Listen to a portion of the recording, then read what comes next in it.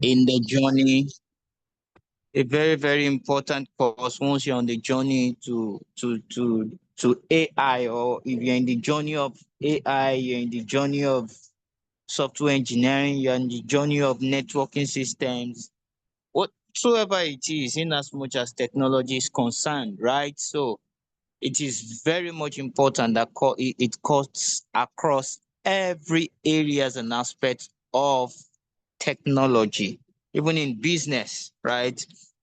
So we are treating basic digital systems today, and today happens to be the last of all of the classes we'll be having for this semester. So if you are hearing me loud and clear and you're in class, kindly go to the chat room and let me see our good morning so that we can all be together. We can all attest to the fact that, okay, we can hear you loud and clear, you are audible enough, and we are good to go. Let me see our good morning in the chat room. Good morning, Damilare Abi. Good morning. Good morning. Good morning. I can't see our good morning yet in the chat room. This is for us to be sure we are together and to be sure we are flowing along. Right. I believe we can all hear me. Let me see our yes or our no. Let me see our good morning. Nobody is chatting. Nobody is saying anything. Okay, so without any much ado, our trainer for today is none other person than Obina Onwuka. So can we welcome Obina as he takes us into the journey of basic digital systems this morning? Obina, you're welcome, and over to you.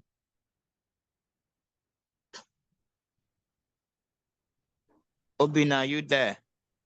Hello, good morning, everyone.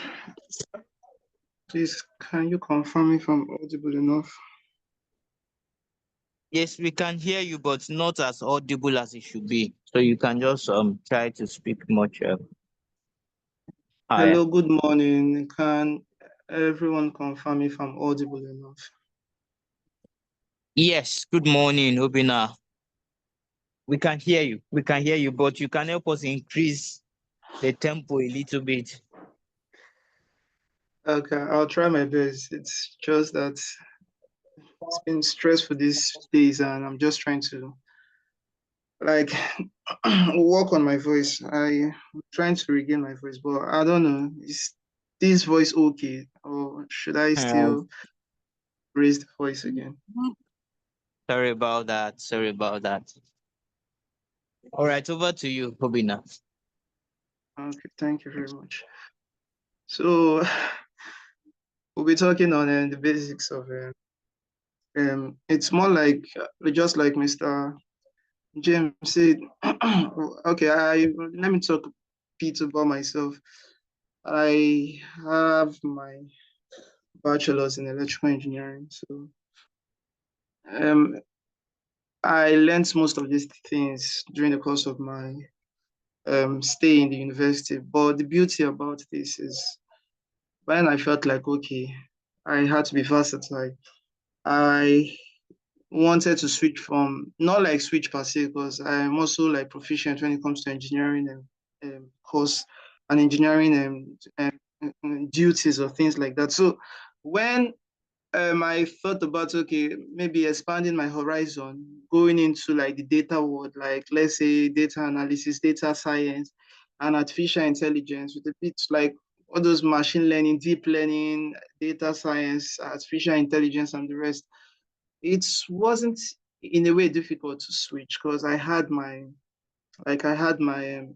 foundation on like most of the core things, like let's say on statistics and like some of these arithmetic terms. So it wasn't really difficult for me to switch, and all I just had to do was just go back to my base and just like get grounded on it. So Today we shall be talking about the basic digital system, and well, it's basic, so it's more like building the ground, the bedrock to like future things. So it's not like we will be like going deeper into the or like into like the technicalities. We'll just be talking about the basics, and I'll try as much as possible to carry everyone along and make sure that at least the time you're spending here is worth it.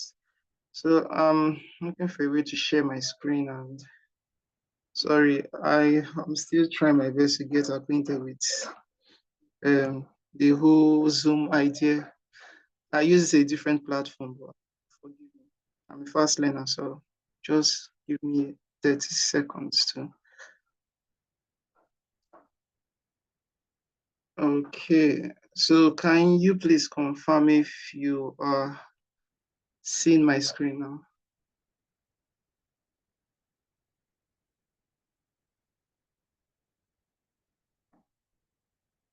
Hello, can you confirm if you can see my screen?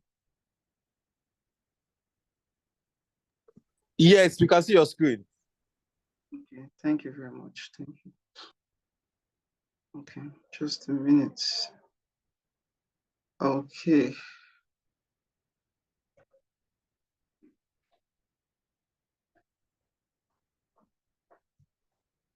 Like I said earlier, I'm trying to get acquainted with the whole system. Okay, so well, talking about the basic digital systems, we shall be covering some topics today.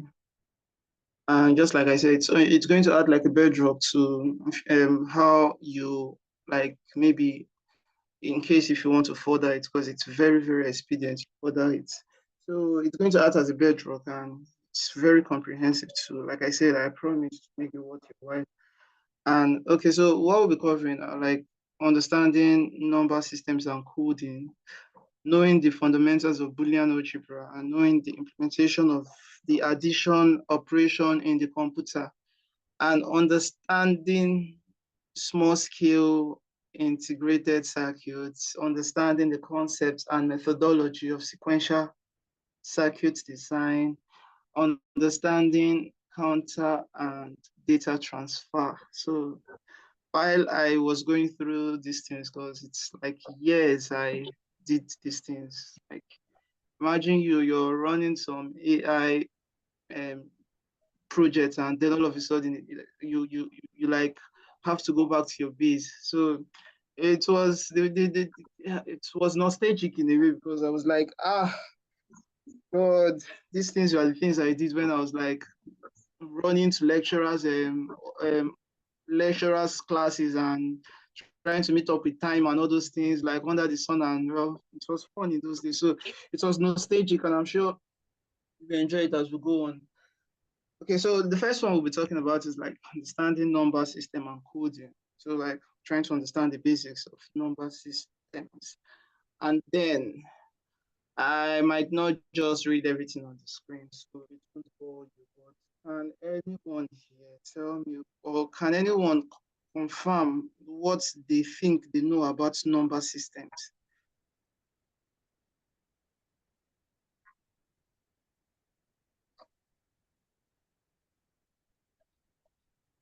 Is anyone available to talk, or you can just maybe type it on your chat?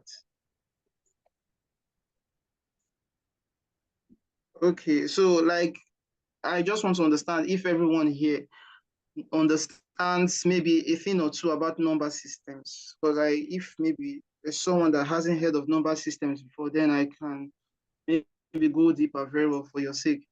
Like, does everyone here understand a thing or two about number systems? Okay, so okay, no problem. Okay, so number systems, as shown on the screen, is like it defines a set of values used to represent quantity. And well, I'll just say the reason why we got to like the reason why we know about number systems. Let's say at some point in my life, I did all this software engineering and stuff like that. And well, there are stuff we call machine readable languages. Well, during the course of during my software engineering stages or phase of life, I had to like go through a particular phase where what we are seeing on the screen, just like maybe we were seeing challenges with decimal and the descriptions about challenges on decimal, like what we're seeing on the screen and binary advantage, is not what is actually being shown to the computer. What is actually shown here is so different from what is shown to the computer. Like, let's say the computer now, they really work with not what we are seeing. It's more like when they are done with working based on their machine readable languages, then they convert all these things to what we see. So it's in a way different from like humans now. We work with maybe languages, like let's say our lingua franca here is English. We work with English and stuff like that. But when it comes to machine, well, they work with bits like bit, like binary codes and things like that. So that's why, in a way, we need to understand the whole concept of binary code. Now, the ones we know naturally are more like the decimal ones, just like, let's say, 1, 2, 3, 4, 5, 6, 7, 8, 9, 10. Those kind of numbers are the things we know, but there are things they call binary numbers. And binary numbers, they use, okay, let's say when you have okay, I might be asking some rhetorical questions I feel okay might not require an immediate answer, but well, I just have to ask it. Now, when you have I don't know if at any point you guys have heard about like Boolean concepts like that. Something like, okay, there's a switch, an on and off switch, or there's something like a 0 to 1, or there's something that requires you just making only two decisions. So when you have those kind of things, then it's something that naturally in normal machine readable language, they just go to the Boolean phase, which is more like the true or the false, which is more like the on or the off, which is more like the zeros or the ones. And then for the zeros or the ones, that's where we have the binary advantage here. And binary advantage is more like binary uses two voltage levels, which is the 0 or and 1, making it ideal for digital systems, though it may require more digits, and we'll go into those parts. And well, for binary, like decimal, is a positional value system with each digit's value based on the powers of 2. So, well, there are others, like we have octal system, which is like in the base of 8. And one thing about all these things is for binary now, it won't exceed the number, like it won't exceed the number. Okay, let me just use a term. Like if it's binary now, we know it's 2, but it won't get to 2. It's going to be between 0 to 1. If it's octal, we know with octal is 8, and it won't get to 8. It's going to be from 0 to 7. If it's hexadecimal, we know it's in the base of 16, but it won't get to 16. It's going to be from 0 to 15. And let's say if it's for maybe we have things like nano or anything. If it's okay, let's say we have binary, we have the tri, we have the quad, we have the penta, we have the octal, we have the hexa, we have the nona, we have all I'm saying is all these things won't get to the exact number. It will get to a number below that exact number. It will have to start from 0 and then get to a number below that number. So why binary is the foundational number system for digital system, octal and hexadecimal are used for human-friendly representation and easier interpretation of binary data. So we will go forward. And then, sorry, my screen can be blank in a way. I feel that, well, instead of boring you guys with a lot of things on the screen, I'd rather explain these things to you. So for binary, for number systems and codes, it's divided into two. We have the weighted and the unweighted. Now, under this weighted, it's more like we have the binary, we have the octal, we have the BCD, and just you'll be patient with me, we'll get to all those things. And for the unweighted, we have the gray code and we have the XS3.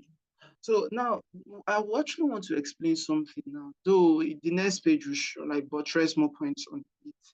Now for let's say we have okay, like let's say when we have a particular okay, I'm just trying to come up with a concept now. If we have the number 2, the binary representation, or let's say, okay, let's work with these numbers here. Sorry. For example, now, let's say we have 7392 in the order of base 10, and let's say we have this in like this is the representation in the base of 2. Now the greater the base, which is the greater the base, which is like, let's say the greater one here is base 10, the lesser the total number. Now we'll see that we have 4 digits in base 10, but when it comes to base 2, we have more digits. And then if we go to like the same number now, if we go to base 8, we'll see that, okay, the representation, the binary representation of this particular number is in a way reduced now. Now we don't have as like maybe up to 8 or more than 8 digits. Now we have like 5 digits in the octal system. And then if we come down to the hexadecimal system, still the same decimal number, we're having like 4 digits. So in a way, the greater the base, the lesser the total number of digits, and vice versa, meaning that the lesser the base, the lesser the total number of digits. So okay, so we'll go to the next one, but I want to know, I hope I am carrying you along with this, because I don't want anyone missing out on anything.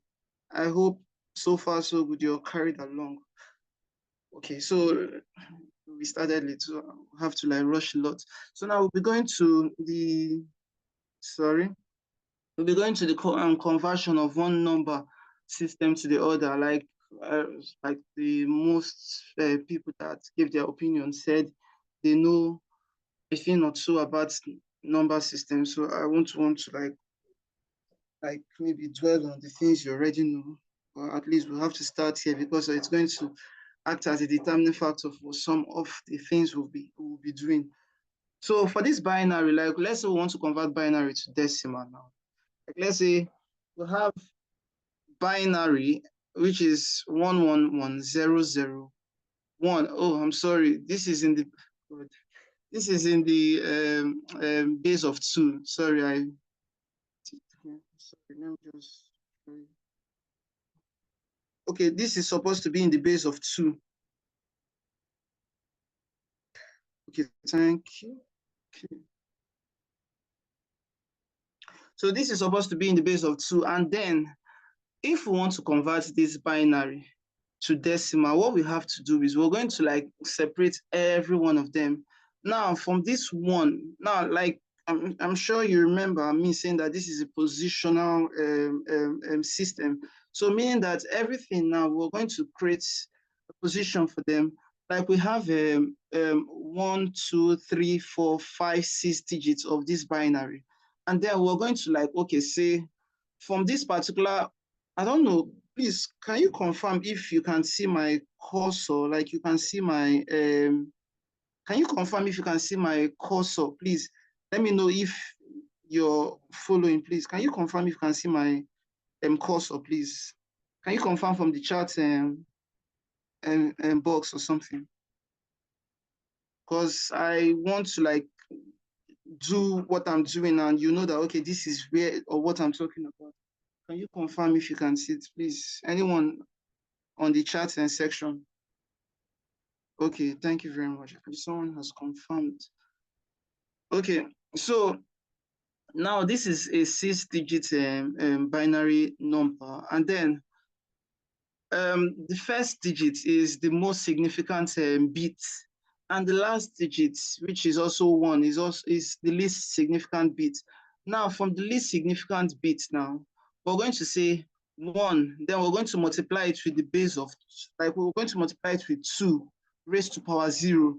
Now we'll keep going backwards, and then as we go backwards, we're going to like still multiply it with 2 raised to power, like we keep adding 1 extra to it. Like the first one, which is the least significant bit, is multiplied with 2 raised to power 0. Then the next one will be multiplied with 2 raised to power 1. Then the next one will be multiplied with 2 raised to power 2. Then 2 raised to power 3, 2 raised to power 4, 2 raised to power 5. And then when we say 1 times 2 raised to power 0, we know from our mathematics that 2 raised to power 0 is 1. So 1 times 1 is going to give you 1. Then 2 times 1 and 2 raised to power 1 times 0 will give you 0, which is this. And then 0 times anything multiplied by 0 will still give you 0. And then 1 times 2 raised to power 3, we know that 2 raised to power 3 is 8. So you're going to get your 8. And then 1 times 2 raised to power 4 is 16. So we're going to get 16. And then 1 times 2 raised to power 4 should give you 32. Then when you add everything together, the summation of everything, you're going to get 57. So this is how we convert binary to decimal using this particular pattern. And then if we're saying, okay, let's convert binary, okay, another example of the binary to decimal too, still the same pattern, but now we have a decimal here, meaning that we have like, it's not just normal whole number, we'll have 0.01. Now for the 0.01 now, because I won't re-explain this first phase because it's more like the same thing. The only defining factor is we'll have a point, we'll have a decimal point here. So now okay, we're going to divide this part into two. Like the point is the defining factor. So for the left-hand side, it's still going to follow the same pattern, but for the right-hand side, it's going to follow a different pattern. And the different pattern it's going to follow is, it's going to be raised to power 2 raised to power minus 1. So it's going to be like still multiplied by 2, but it's going to be raised to power minus 1. Then we're going to go forward. For the ones before the point, it's going to go backwards. Now for the one after the point, it's going to go forward. So it's going to be 0 times 2 raised to power minus 1, and then plus 1 times 2 raised to power minus 2. Now if there's a number after that, it's going to be maybe 0 or 1 times 2 raised to power minus 3. So okay, so no, okay, so we're going to say on the summation, it's going to be 16. Okay, let me just do the summation. Let me not act like you understand what I'm saying, but let me just do the summation. Okay, so for this now, it's going to be 0 times 2 raised to power 1, which will naturally give you 0. That's why we have a 0 here. And then 1 times 2 raised to power 2 should give you 4. That's why we have a 4 here. 1 times 2 raised to power 3 should give you 8. And 1 times 2 raised to power 4 should give you 16. Now we'll come to the decimal part. Now for the decimal part, 0, like I said earlier, which we all know, 0 times 2 raised to power anything is still 0. So that's why we have a 0 here. And then 1 times 2 raised to power minus 2 should give you 0.25. But how we got this particular thing, let me ask, like maybe you don't really get this concept, is 2 raised to power minus 2 is the same thing as 1 over 2 raised to power 2. And then 1 over 2 raised to power 2 should give you 1 over 4. And then 1 over 4 is 0.25. That's why we are able to get 0.25. So now if we sum everything together, the summation of everything should give us 29.25. So that's it. Now for binary to octal. Binary to octal is still almost the same thing. But just so that we don't waste our time, based on, I feel a lot of us here actually know these concepts, we decided that we are going to, okay, create a table. And then the table is going to help us in a way that, okay, now we know that for binary now we can divide, it's mostly 4 bits. Binary is in like 4 bits. Just like if you have and 1, you can create 4 bits from it. From 1, which is the decimal, you can create 0001. For 2, it's going to be 0010. So all we are saying is, instead of just going through this phase of calculating, let me just make it easier for us. And then for binary, because I want to convert binary to octal, so what I have to do is I'm going to divide this into 4. But I'm going to start, just like I said, the decimal point is going to be the defining factor. So we're going to have 1101, and then we're going to have, after the 1101, we're going to have 000110, and then we're going to have 0011, 0011, and then we're also going to have 01. But because we have to make it a 4-bit based on its like the normal binary, then we're going to add 2 zeros at the back of this last 01, which is going to make it 0010. Now, if we convert the lots of this, I'll just show you a bit of a bit of conversion here. Like, let's say we have our 1101. Now, our 1101 in binary, if we check it here, we're going to just a minute. Okay, just a minute. Oh God, sorry. Excuse me. I'll see you guys later. Thank you. So our if we want to convert this binary now to octal, I'm sorry, I'm having a bit of background noise here, so you forgive me for that. So if we want to convert this particular one, we're going to say, now we have our, sorry, I made a bit of a mistake with this particular one. But if we want to convert this particular one, we're going to, there's a 0 here. So we're going to say 0011. And if we check our 3 here, oh, okay, so if we're done converting this particular one, like we're converting it from the binary system to octal, this is what we're going to get.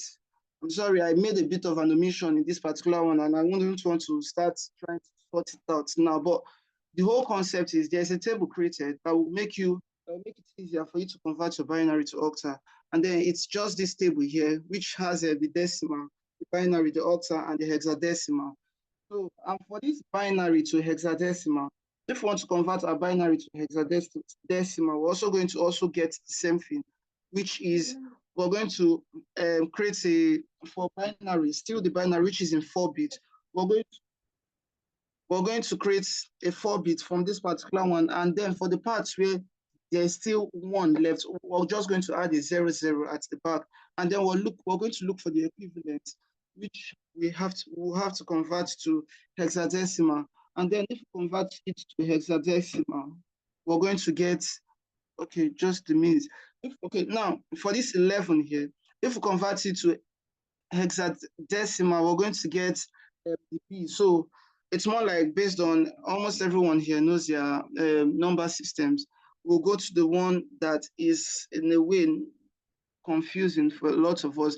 Just like I said earlier, the first digit in the bit code or in the bit numbers is the most significant bit, and the last bit is the least significant bit.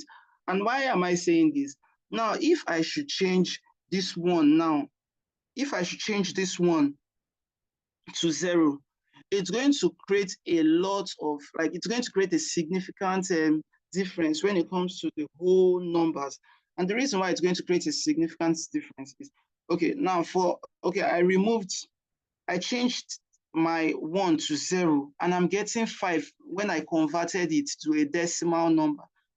But I said, okay, let me just change the last one from 1 to 0, and I'm getting 20. So meaning that if I change the last one, which is the least significant bit, it is not going to create much of a significant change with respect to the numbers. But for the most significant bit, if I change it from 1 to 0, it's going to create a very significant bit. And that's why we have the MSB, which is the most significant bit, and the LSB, which is the least significant bit. Okay, so just a minute. While I'm sharing the screen, it's hard to see what is going on the Zoom in case if there's anything on. Okay, there's no question. Okay, so the next one, converting one number system to another. Well, just like we said in the group, almost everyone knows about the number system. So for the number system now, if I want to convert my decimal to binary, and let's say I want to convert 91 to my binary, all I have to do is I just have to start dividing. I have to divide 2. I have to divide 91 by 2. Now, if I divide my 91 by 2, I'm going to get 45 remainder 1.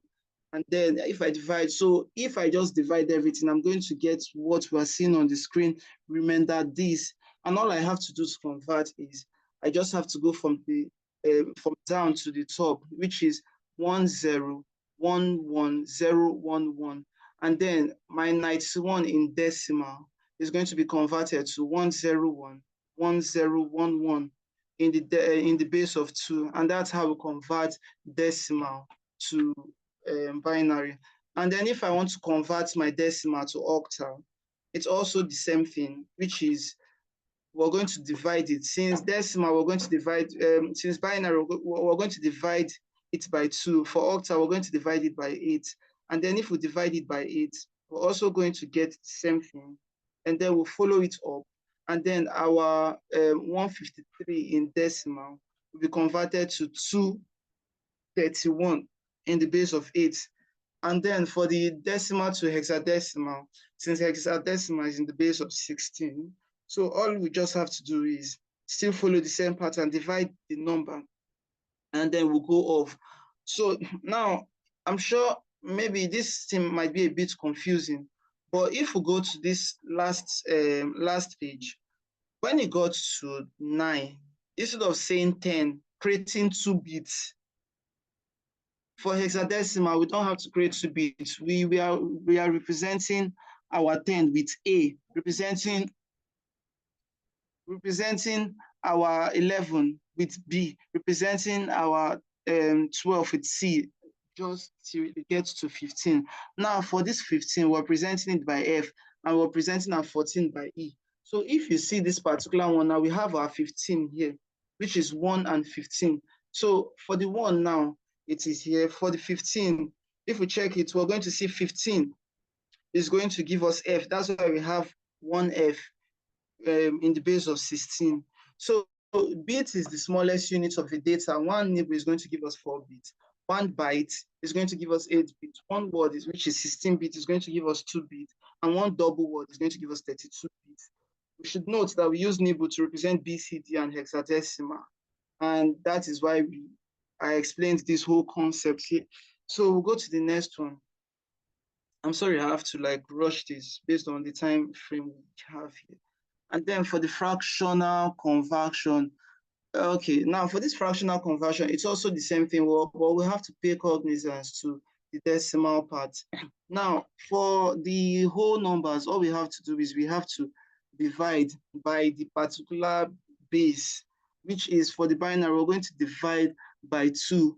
But for the decimal part, we're going to multiply by 2. So let me repeat this thing again. For the decimal point is the defining factor. So let's say the left hand, which is the whole number side, we're going to divide by 2. But for the decimal part, we're multiplying by 2. And that's why we're seeing it here. In the fractional part, 0.62. If we multiply it by 2, we're going to get 1.250. Remember, so this is what we're getting. And again, let me also say something. When we're getting our terms here, like I said, if we're doing the whole number, we're moving up. But if we're doing the fractional parts, we are moving down. We are moving down. So now you'll be worried that how am I getting the remainder here? How I am getting the remainder is, we're saying 1.250. It is 1 remainder 0.250. So this is how we get the remainder. When we multiply the 0.25 by 2, we're going to get 1.250. And 1.250 is 1 whole number remainder 0.250. And then for the next one, which is 0.250, it is 0 remainder 0.250. 1 is 1 whole number, remainder nothing. So when it gets to nothing, that is when we stop in this particular one. So for this particular one, then we'll have to go down. And then we're going to say, okay, just a minute. 11001 from this upper side. And then we're going to say 101. So remember, for the whole number, we're going up, but for the decimal part, we're going down. So it's still the same thing as the next example.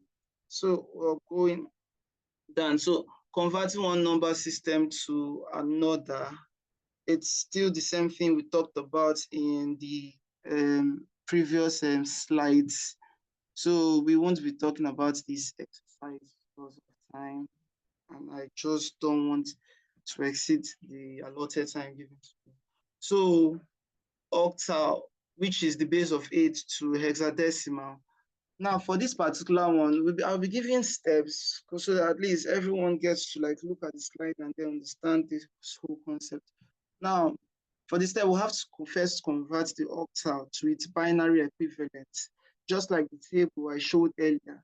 And then form group of 4 bits, starting from the least significant bits, just like I said earlier. And then we write the equivalent hexadecimal number for each group of 4 bits.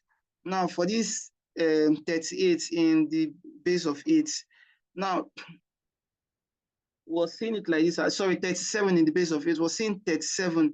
Now the binary equivalent of this particular one is 0, 1, 1 for 3, and then it is 1, 1, 1 for 7. If I don't know, 37.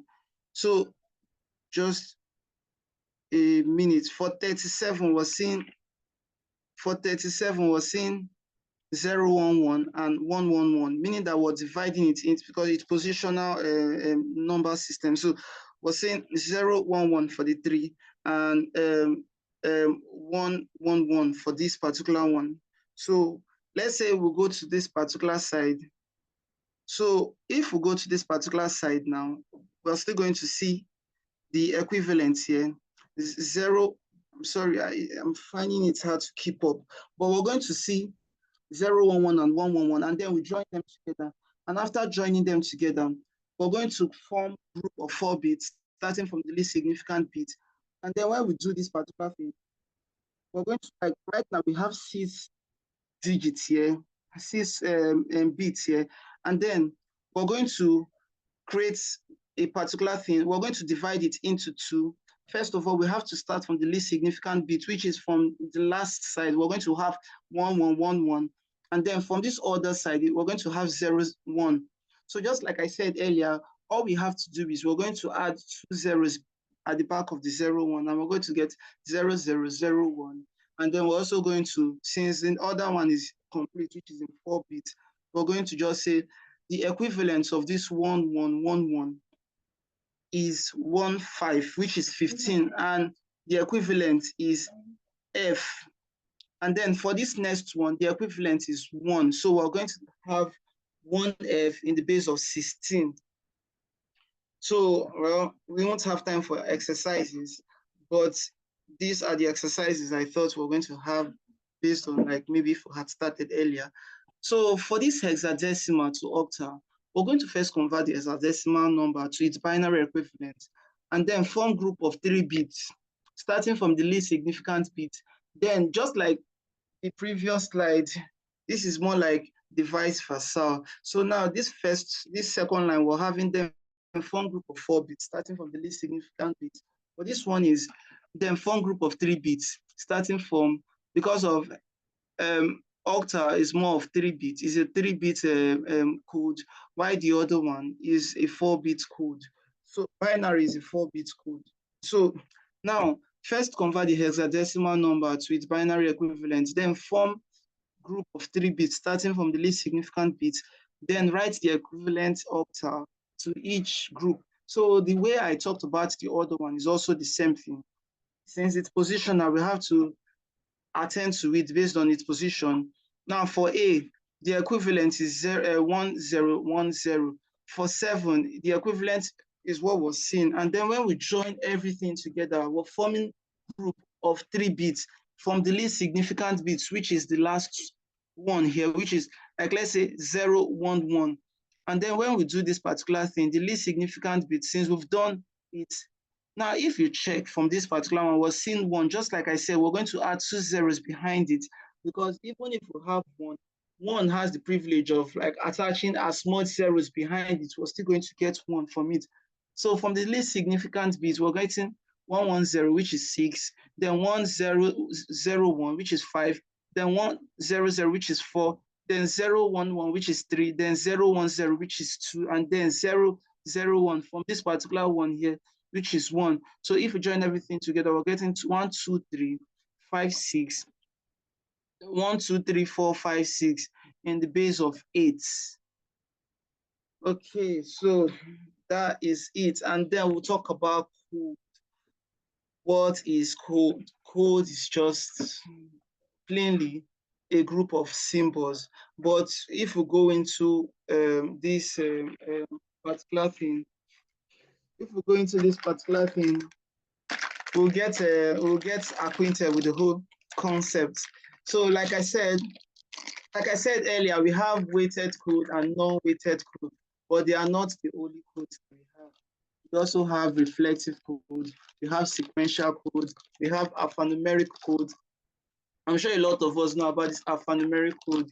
And this alphanumeric code is more like it's used in our password setting, where just to improve the dexterity and the intensity of our passwords, we are advised to make use of alphanumeric code, where we have to join letters and numbers together. So it's more like my name is Obina now, and maybe I can say my password is Obina 12345. That's an alphanumeric code, and it's following the AXCII pattern. So the next one is the error detecting and correcting code. This particular one is the Hamming code, but we won't delve into that. But we have 6 types of codes with respect to basic systems.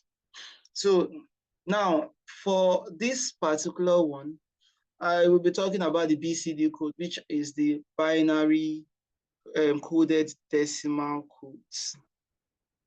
Now the binary coded decimal codes is under the weighted codes. Now in this code, each decimal digit is represented by a 4-bit binary number. Oh, sorry. I was being creative. I just wrote nonsense, but I'm sorry.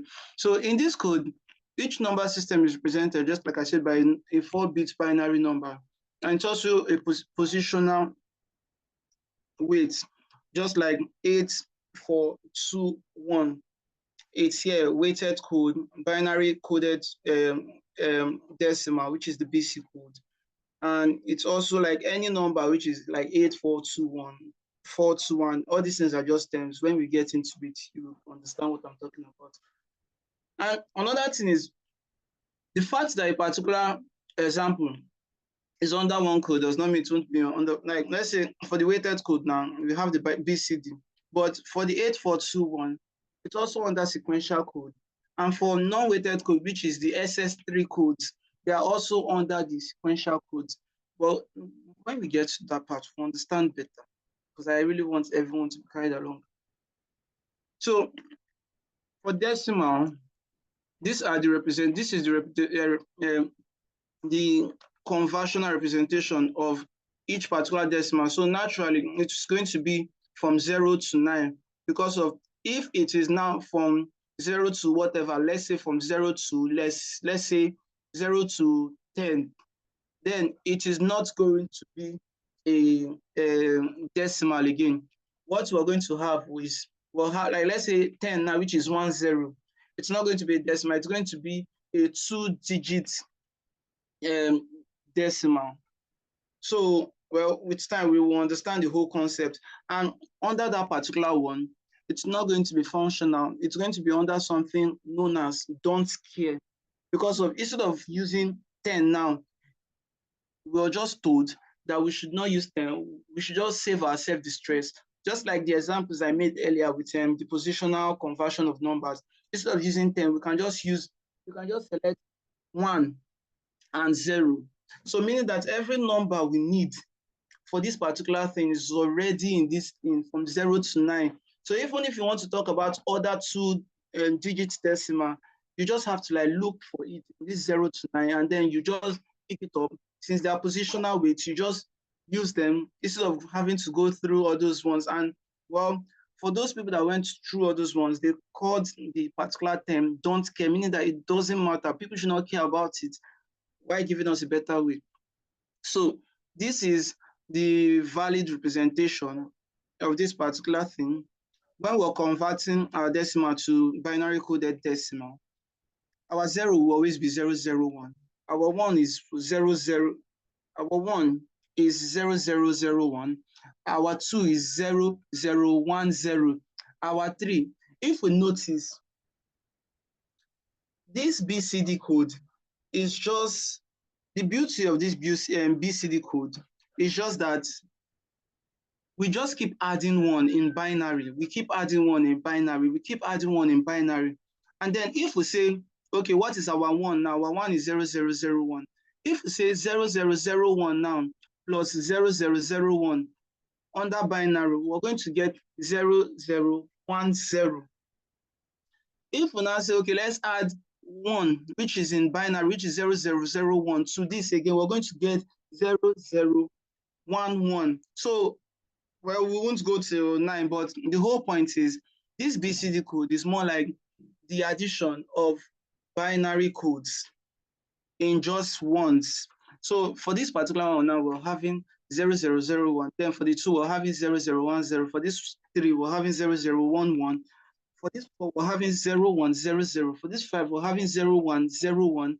And for this 6, we're having 0110. For this 7, we're having 0111. So if you notice the pattern, you are going to see that the difference here is just we're adding ones to it, just like the difference between 1 and 2 is 1, the difference between 2 and 3 is 1. So we're just adding ones to the BCD code, which is binary coded decimal, and then we're getting this particular one. So just like I said earlier, the invalid don't care. In case if we at some point want to work on this particular thing, what we're doing is not going to matter.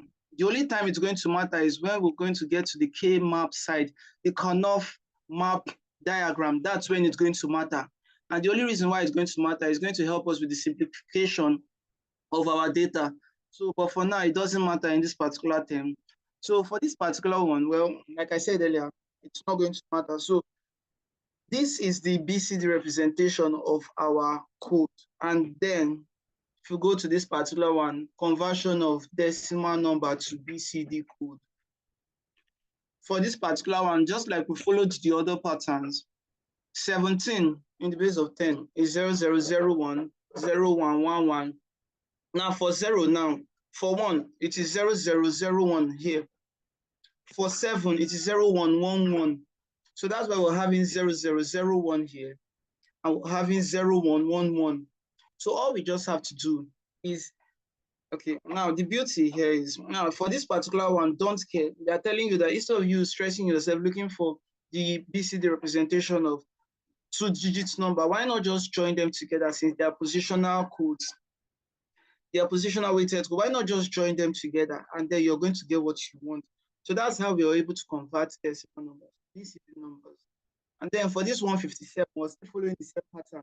And well, and so this is the representation, the BCD representation of this particular thing.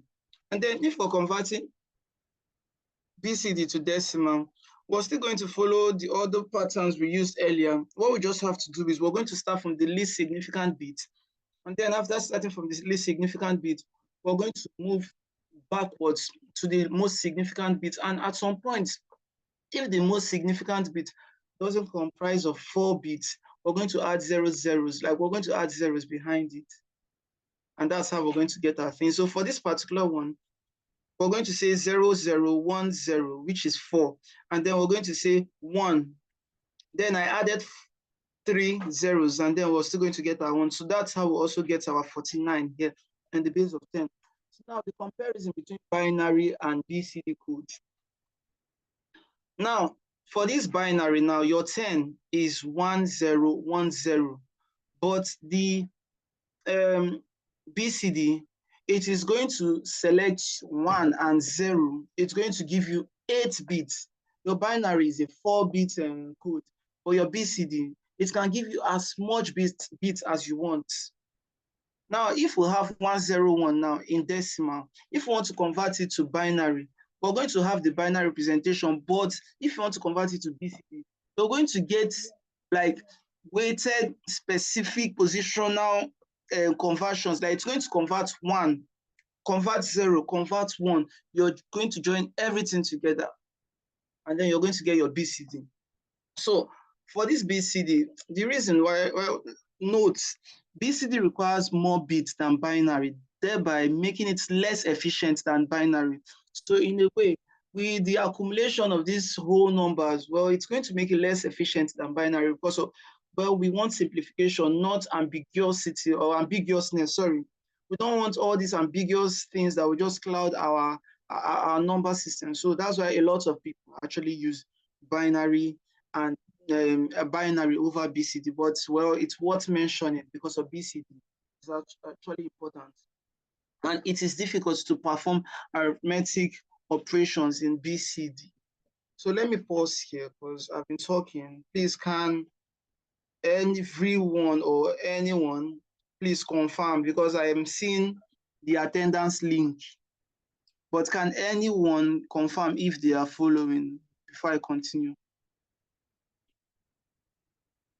And just confirm from the chat box, message chat and link.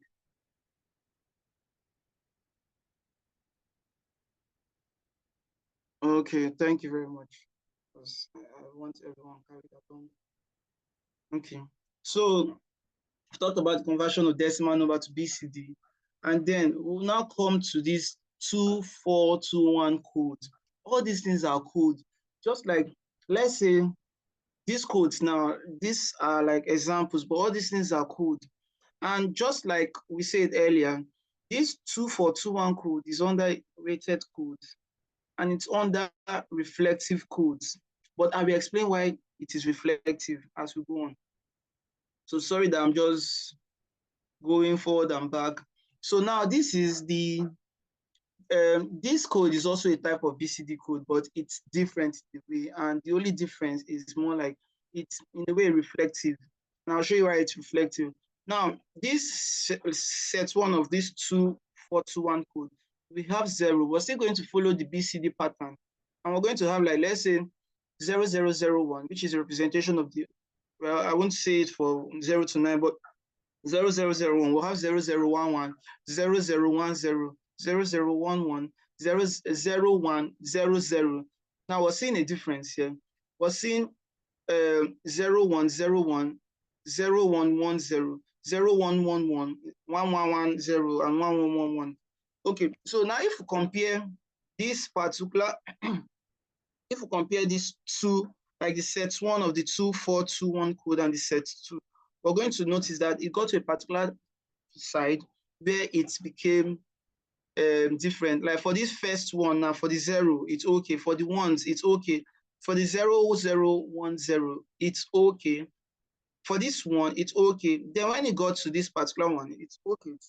But when it came to this 5, they became like they became a different, the reflective part of the 2421 code came into the picture, and then it became 1010, and then this particular one became 1101, and this particular one became 110. Okay, 1100. Then this one became 1101 and 1110 and 1111.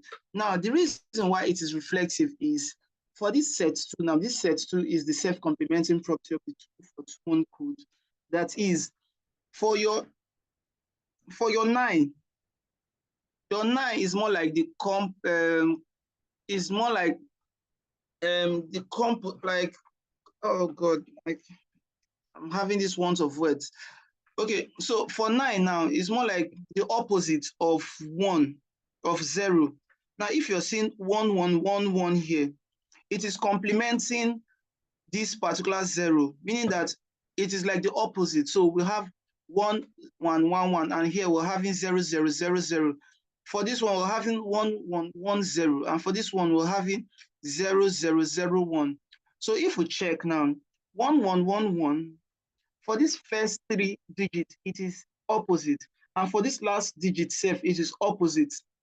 So if we check it, 9 is complementing 0, 8 is complementing 1, 7 is complementing 2. Like 7 here is complementing 2. So for this one, we're having 1, 1, 0, 1. But for these two, we're having 0, 0, 1, 1. So it's more like the opposite. Now, when we did our English, we had our words and opposite. So for this 2, 4, 2, 1 code, it's a reflective code that is complementing itself, or it's complementing the number that is assigned to it. So self-complementing code is also called reflective code. Okay, so we'll go to the next one. So please remember that 2421 code is a reflective code. In other words, it's a self-complementing code, because of when we're running our digital systems, all these things will come into play. Now, for this SS3 code, it's also a code. I'm sorry, I might not just, okay, let me just do this thing again. SS3 code is also a reflective code, and is also a sequential code. Now, let me explain this whole concept again. Now, to convert your decimal number to SS3 code, with this my explanation, we will be able to understand the concept of SS3 code. First, we need to convert it to an 8421 code, which is a BCD code, which is a binary coded decimal code, and then add 3. Now, this 3 is the equivalent, like the binary equivalent of, like, this 3 we're seeing here, this 0011 is the binary equivalent to it.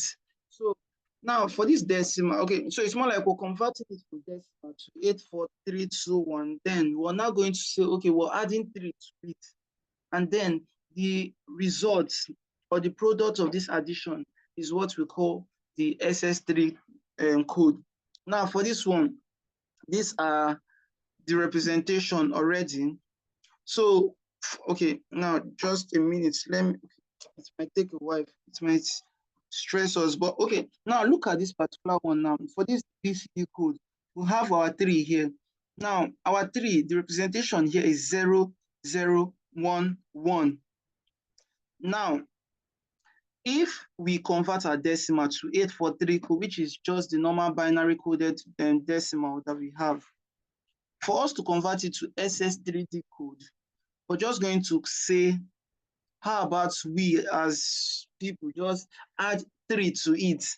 And then for add 3 to it, we're going to get our SS3 code. Now, for this example now, we're going to say for 24 now, just like I said, well, it's a positional weighted code, so we're going to treat it accordingly. For the 2 now, our 2 here is 0010, which is here 0010. And then for our 4, we're having 0100, which is 0100. And then we're going to add our 3 here, which is 0011. And then when we add our 3, we're going to add our 3 differently, not together, because we're treating it differently. So we're going to get, okay, let's start from this particular one. 0 plus 1, we're going to get 1. 0 plus 1 again, we're going to get 1. 1 plus 0, we're going to get 1. 0 plus 0, we're going to get 0. And then if we check our 0 here, we're going to get 0, 1, 1, 1. Our 7, okay, our 7 here is 0, 1, 1, 1. That's how we get our SS3D code. Okay, so for this one, we're going to say 0 plus 1. We're going to get 0. 1 plus 1 under binary system should give you 0. Then we take 1 to the next one. And then, okay, we're going to get the sum of 1 plus 1 is 0. Then we'll carry our 1 up. And then we'll carry our 1 to the next one. That's why we're getting 1 here. And then our 0 plus 0 gets 1. So 0, 1, 0, 1. And 0, 1, 0, 1 is under 5. So we're getting 57 is the SS3D code for 24. So that's how we would do it. And then it's the same thing for our 653. We're going to treat it differently. And then when we treat it differently, we're going to get this particular answer, which is 6, which is what was seen here. SS3D code for this. So now please don't misunderstand me. Now to convert this particular thing to SS3D code, we will follow this pattern. And then after, okay, like let's say after getting 57 for, sorry, sometimes I have issues with getting to see my cursor. So after getting this particular thing, the representation will be in the SS3D code. And this particular 57 is the representation. So now for this, we note that SS3D code is an unweighted code. This is a 4-bit code. SS3D code is also self-complementing. And how is it self-complementing? With the way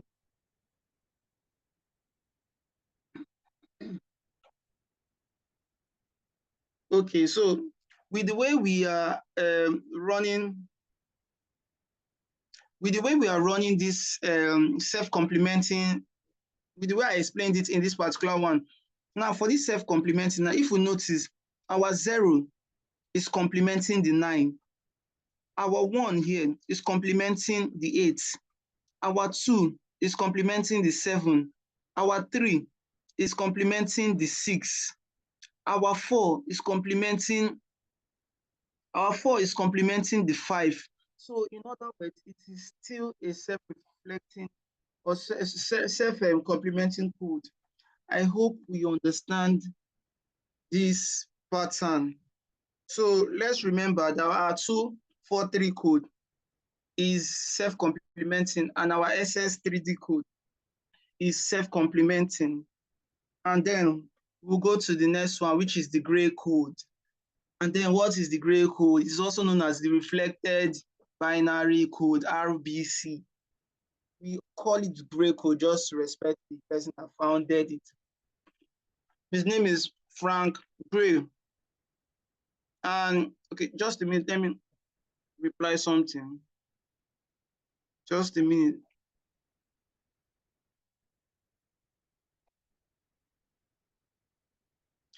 Okay. Okay, so this particular thing is just like to find out the unit distance code. Like it has different names.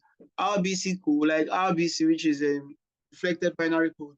It has unit, it's also called unit distance code, minimum error code, cyclic code. I will explain why it is minimum error code and distance code.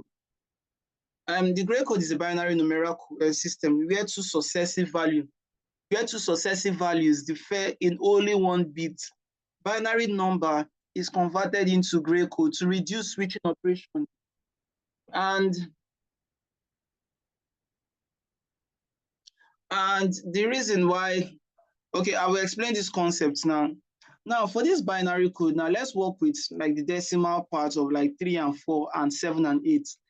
Now, why we call this thing a unit distance code, a minimum error code, is when we're running our codes now and we need to switch from one code to the other. For binary now, if we want to switch from 3 to 4, we're going to switch these 3 numbers. Like we're going to say our like for 3 now, the binary representation is 0011, and for 4 the binary representation is 0100. If you notice, we switch 3 bits. We switched 1 to 0. We switched 0 to 1. We switched 1 to 0 again. So we switched 3 bits. When it comes to electrical system, these things can be, in a way, it can lead to error. So that's why we came up with the binary, not me, that's why Frank Gray came up with the binary, with the gray code. And the beauty of gray code is it just switches just 1 bit. It doesn't like take 3, 2, 4 bits, switches just 1 bit. And that's the beauty of the gray code. And it's going to help us reduce the switching operation in our circuit system. So now, for this gray code, still the same decimal representation of 3 and 4. We have 0, 1, no switch, 0, 1, 1, 1, no switch. For this 0, 1, just 1 switch.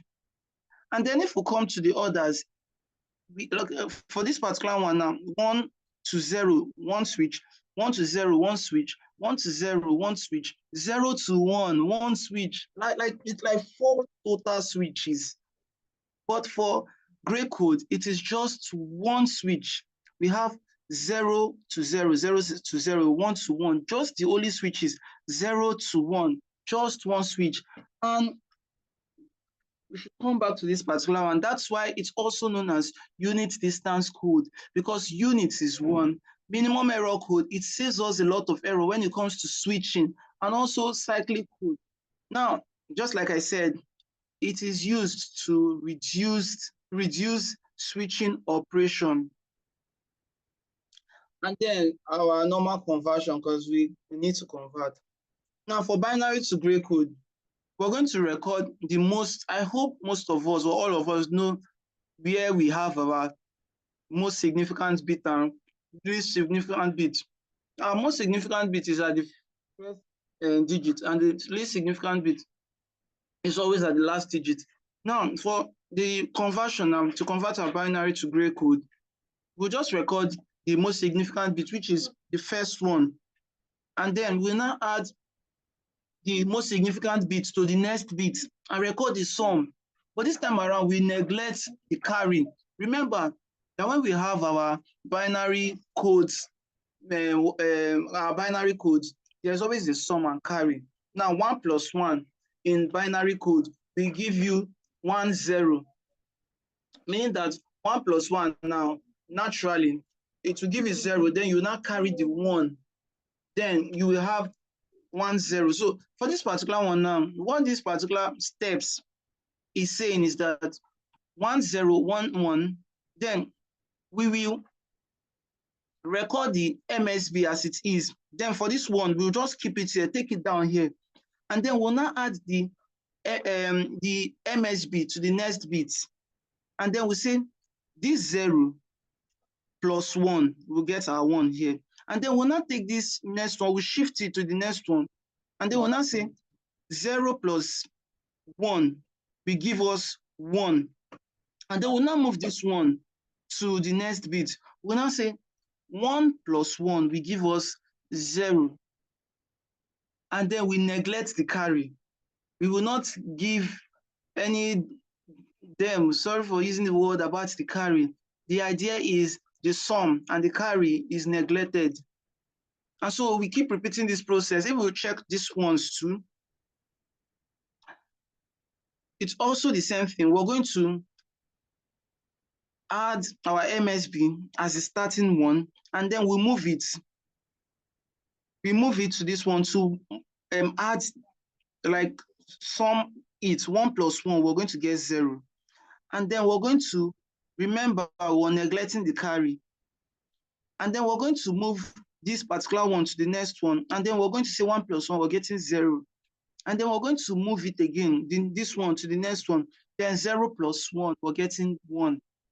And now the reason why I added this SR truth table is because of while doing this particular thing, this Frank Gray found out that, well, this mode of calculation is still the same thing as using the SR calculation, but I wouldn't want to delve into this part because of the truth, because of the Boolean table, the Boolean side of our work. So I would just not want to start explaining this part now till we get to that side. Then we'll talk about the and, the or, the not, and the X or X no, and the rest like that. So now, but let me just give you a tip. Now, let's say 1 plus 1, like 1 plus 1 here, which is here, 1 plus 1, you get 0, which is the value. So we have our 0 here. 1 plus 1 again, 1 plus 1, you're going to get 0. And this is why we have our 0. Then 0 plus 1, 0 plus 1, we're getting 0 plus 1 here, we're getting our 1. So when we check all these things, that's why we say, okay, using the SR table, it is still saying the same thing as the conversion of binary to gray code. So, well, the gray code conversion to binary is not the same thing. It's like a vice versa. We record the most significant bit as it is and add the MSB to the next bit of gray code. Record the sum and neglect the carry, and repeat the process. So now for this one, we're going to record the MSB is just like the senior man there. It's something that maybe others can just want to tag along. The guy is on its own, doesn't stress himself. So what we do here is we just write our MSB down. We're going to get 1 here, and then we're going to add our MSB to the next number. We're going to get 0. Remember, we're leaving the carry, we're neglecting the carry, and then we just keep doing it repeatedly. Now for this one, we're going to add it to this one. We're going to get 1. For this 0, we're going to add it to this one. We're going to get 1. And for this one, we're going to add it to this 0. We're going to get 1. So that's how we convert our gray code to binary conversion. So now I want us to talk about 7-segment display decoders. I'm sure a lot of us have seen this particular thing where we maybe are entering a particular, let's say when we're entering a particular place, there are some number codes, just like these images here, there are some number codes. And the beauty of these number codes are that we're just seeing decimal numbers, but behind them, there are lots of codes that are going behind them. So let me not say much. Let me just explain this whole concept now. We have this particular thing. When we have our 0, our 1, our 2, our 3 to 9, it means that we divide this thing into 7 segments, which is 1, 2, 3, 4, okay, sorry, 5, 6, 7, yes, 7 segments. And then if we want to get our 0, remember I talked about something about Boolean before, where we have our highs and we have our lows. Now, if we want to get a 0 now, we will make if we want to get a particular number, we have to make some high and we have to make some of them low. Low means that it will not be on, and then for the high, it's going to be on. Like let's say our highs now are 1s and our lows are 0s. Now our 1s, our highs are on, our 0s are offs. Now if we want to get this particular, let's say we want to get 0 now, we will make A, B, C, D, E, F. We make them high. The lights on it will be on, and then we make our G low. Sorry, we'll make our G low, meaning that there will be current in our A to F, but in our G, there won't be current. So if we check the other ones, to make our, like to show 1, in case we see it on normal digital screen now, what they are doing is to make you see a particular number 1. They are making the B and the C high, and they are making the A, the F, the G, the E, the D low. And then for this particular 2, so it's something that naturally we will understand. For this particular 2, they are making the A, the B, the G, the E, and the D. They are making it high, while making the F, the C low. So that's how they do it, that's how they do it. And now, the beauty of this is, I was seeing this decimal in this truth table now. This is how it's going to look like. For 1, we're going to make from our A to F, it's going to be high, and for our G, it's going to be low. For our 1s, it's going to be like A is going to be low. The way we're seeing it here, like if we like put this particular code now on our data logger on our digital screen, this is what we're going to get. Why this is the decimal, this is the binary representation. For our 0, we know that it's 0000. For our 1, we know that it's 0001, just like we talked earlier. So this is how we have our 7-segment display decoders. It's just using this pattern, and this is what it looks like on the screen. So maybe in case if we see something like this, even though we see like lots of numbers, we just need to understand that if we want to maybe put 1075 now, it's going to follow this pattern, this 7-segment decoder pattern. So that's how it is. And then I know that I said we're going to talk about our K map, our Kanoff map stuff. But for now, we'll come back to this particular one. I just don't want you seeing this particular thing while getting overwhelmed. We will sort this thing out when we come to the Boolean side of our our work. Okay. Wow. The time is actually rushing now. Jesus. So now we are in the fundamentals of Boolean algebra. We need to understand the fundamentals of Boolean algebra. Okay, just a minute. Let me send a message.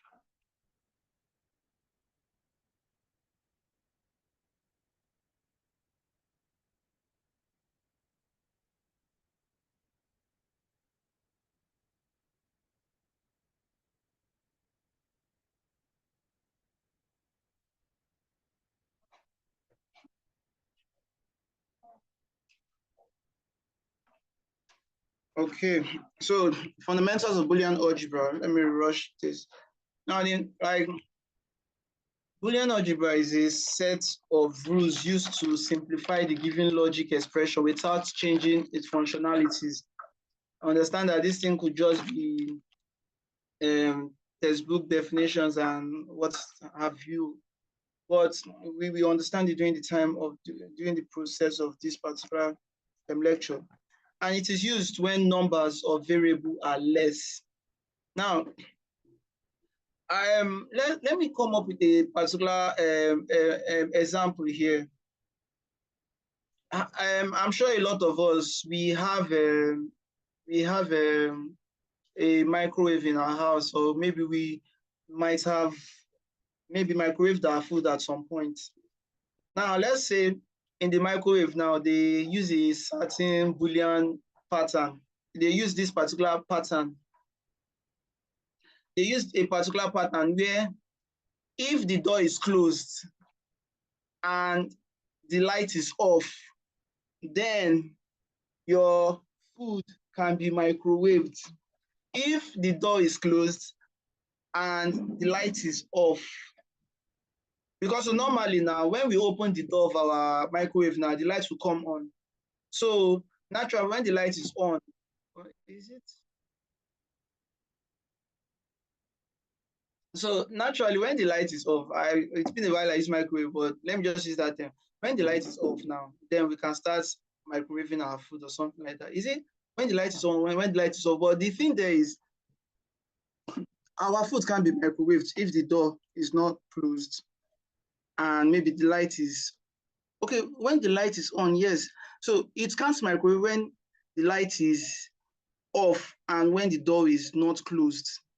So meaning that there are some things naturally that will not happen until the other one happens. Now for this or, now this or means that A or B can happen for us to get our results. Now for the and, it means that A and B can happen for us to get our output. For the not, it just means, in fact, everything you want, I am against it. So meaning that I am complementing your move, I am countering your move. So this not is just simple, just it's a hater, it just hates you. So it means that if you say you want something or you want rain to fall, the not is like the negation. It means that rain will not fall. If it means that you love light, the not is like, in fact, everywhere should be dark. So that's the example. Maybe that's the emphasis for this. Now, we will now talk about the complements. Just like I said, not is more like everything you don't want. It's complementing your every move. So for A complements now, these are the representations of the A complements. And you can put a bar over your A, or you can put an A complement, just like this one was seen here, or you can just say not A, like we're negating A, like we're saying anything that is A, we don't want it. And then we need to understand that when you have A complement of a complement, it means that the enemy of my enemy is my friend, meaning that A complementing its complement, it means it is A. So let me use the word, the enemy of my enemy is my friend, meaning that complement of another complement of A is still that A. So it means that, okay, I guess we understand that. So this is the circuit representation of the NOT gate. Okay, so for this particular one, which is the AND, it means that, like I said earlier, for two, okay, we have two inputs here, which is A and B. Our 0 and our 0 should give us 0. Our 0 and 1 should give us 1. But let me say something. Let me give us a term now. Our AND means that if two don't happen at the same time, in fact, it will not work. Let me just use a term. Can two people work except they agree? When they have conflicting opinion, it means that they are meant to fail. So for this particular one, it means that one, we have to work with the other one for something to happen. It also means that your microwave door has to be closed and the light has to be on for your microwave, for your food to be microwaved. They must work together. Like, they must fulfill each other's needs. So, just like I said, can two work together except they agree? They must agree. One must agree with the other. So that's why we have the AND gate here. Because for A inputs and B inputs, now if it is 0, 0, we're going to get 0. If it is 0, 1, we're going to get 0, because of 1 is not enough to get us a high or a 0, a high or a 1. And then we're going to say 1 and 0 again. The other one now saying, okay, I'm ready, and the other B saying, okay, I am not ready, and we're still going to get a 0.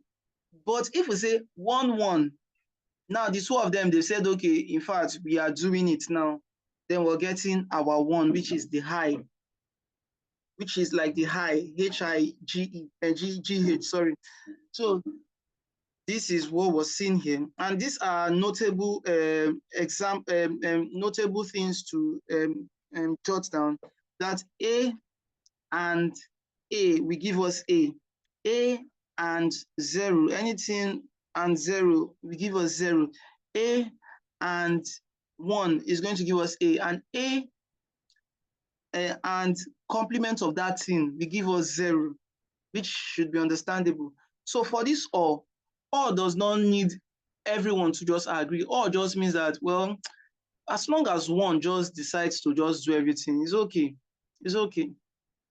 It's just like the fact that your fridge door now can just open does not stop it from refrigerating. Yes, maybe your gas, your CO2 gas in your fridge will just finish, but it's not going to stop your gas, your fridge from refrigerating if you open the door or close the door or whatever. But the whole concept is the fact that one thing is happening is just enough to make you get your results, which is in your highs.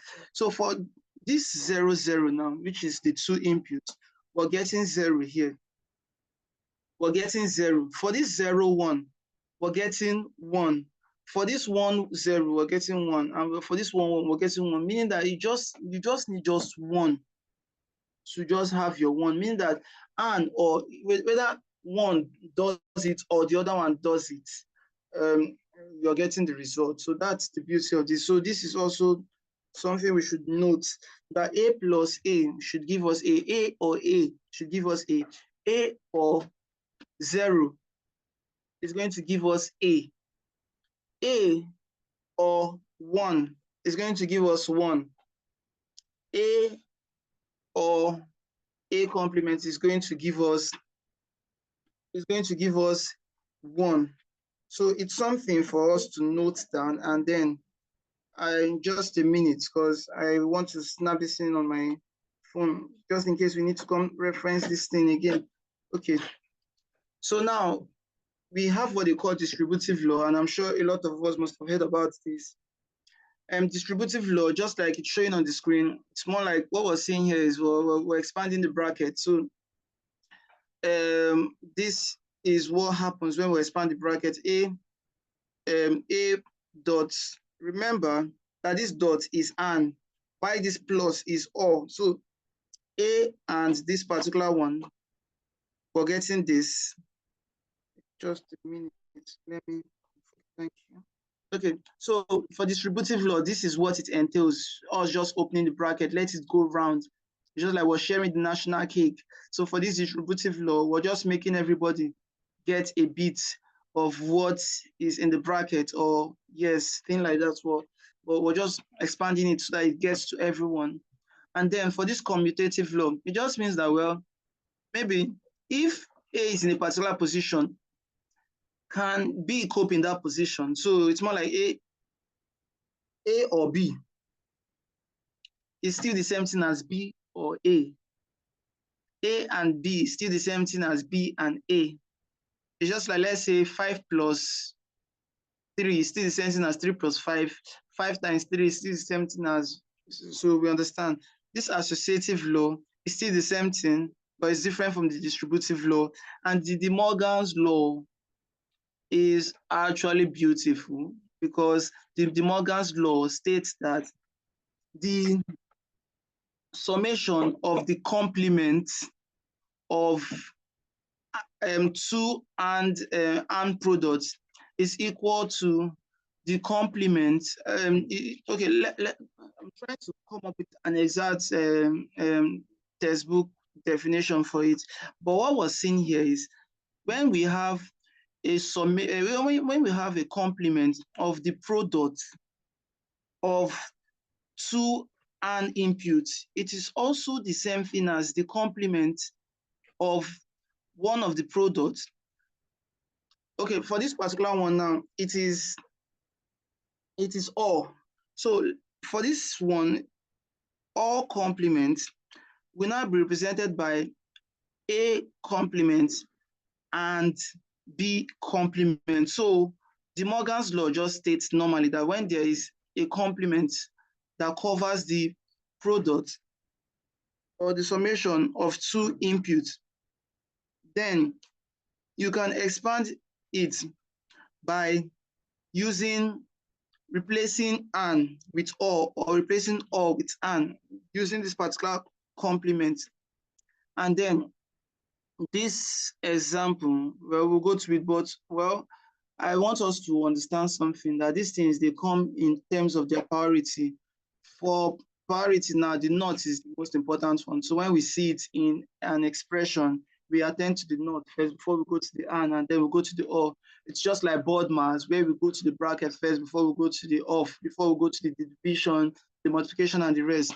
So for this one, this is like a Boolean expression. Now we have a BA, C complement plus B complement A plus C complement plus, I won't be saying plus, I will just be using the term or for plus, and dot, for the dot, I'll use and. So just a minute.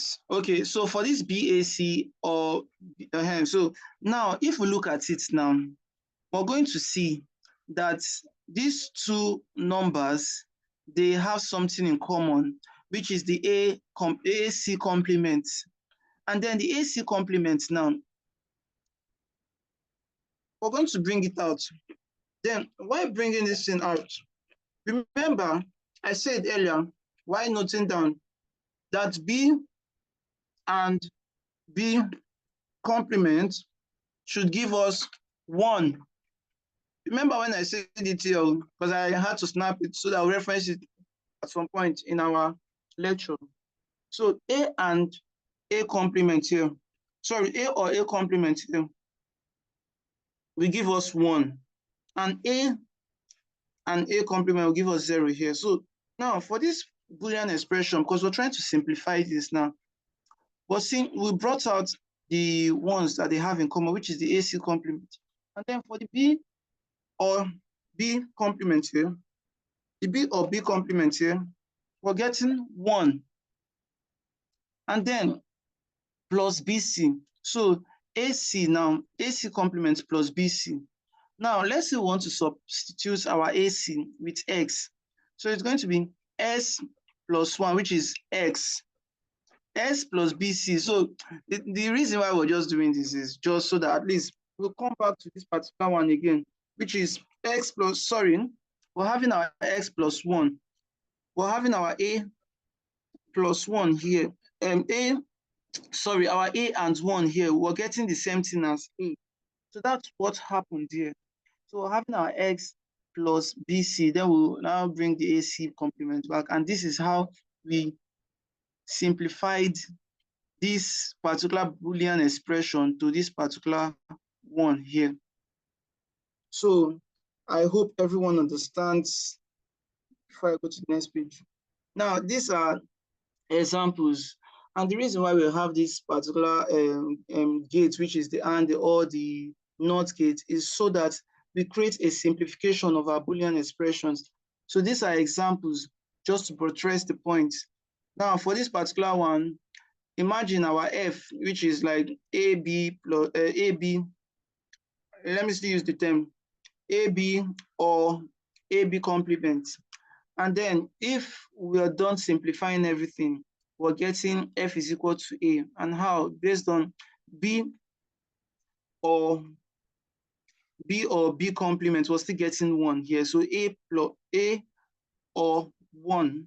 Sorry, A and 1, we're still getting our A. So all these examples here, if we use our the knowledge of our gates, which is the A, and the OR gate, the AND, OR, and the NOT gates, we're getting the simplified expressions. And why do we need this simplification? Let's just say we prefer, okay, we charge our phones a lot. So let's say we might not be seeing what is under the rubber insulators now. But imagine that we have to charge our phones and then we have to deal with a lot of wires. So the beauty of simplification is instead of us dealing with cumbersome things, why not just use the knowledge of our gates to just reduce it to the most simplified way in order for us not to just be overwhelmed. Now, talk about the advantages of minimization. Reduction of hardware. By using less number of gates, you are reducing the hardware, like you're reducing the complexity of the hardware. And by reducing this complexity, we're also minimizing the cost. Or not, because the fact you have to spend so much on so many number of gates is incurring so much cost. So the best thing for us to do is to minimize the cost. And then when we minimize this cost, naturally there will be an increase in the speed.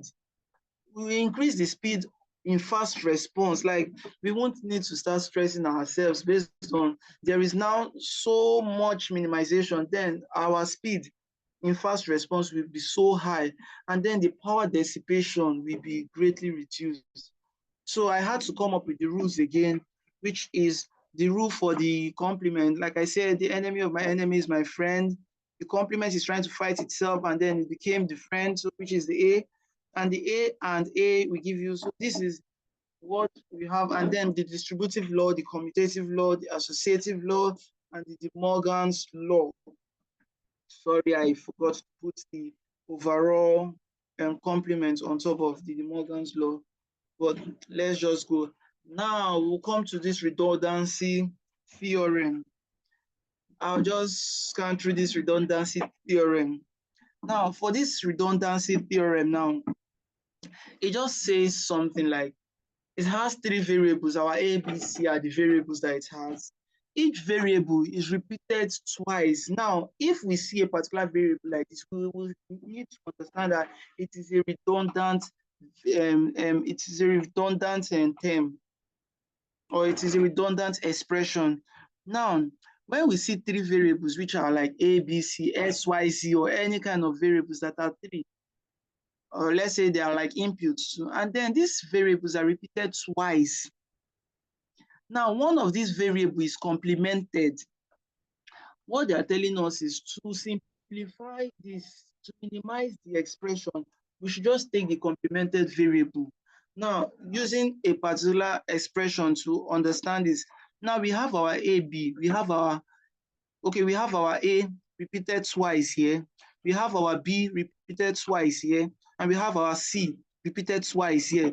Now, if we notice, one of these variable is complemented, and the one that is complemented is the A. The A is complemented now. So what they are telling us is we should take the complemented variable, meaning that we should take our A. We should take our A.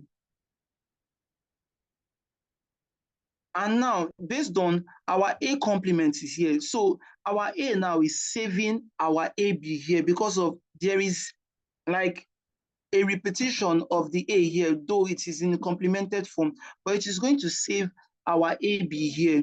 But for this BC now, it doesn't have anyone that is complemented.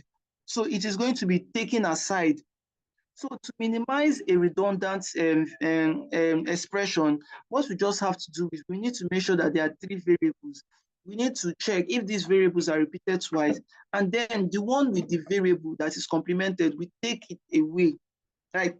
The one that is okay, one variable is complemented. Now you take the complemented variables, and the one that is not complemented, you take it off.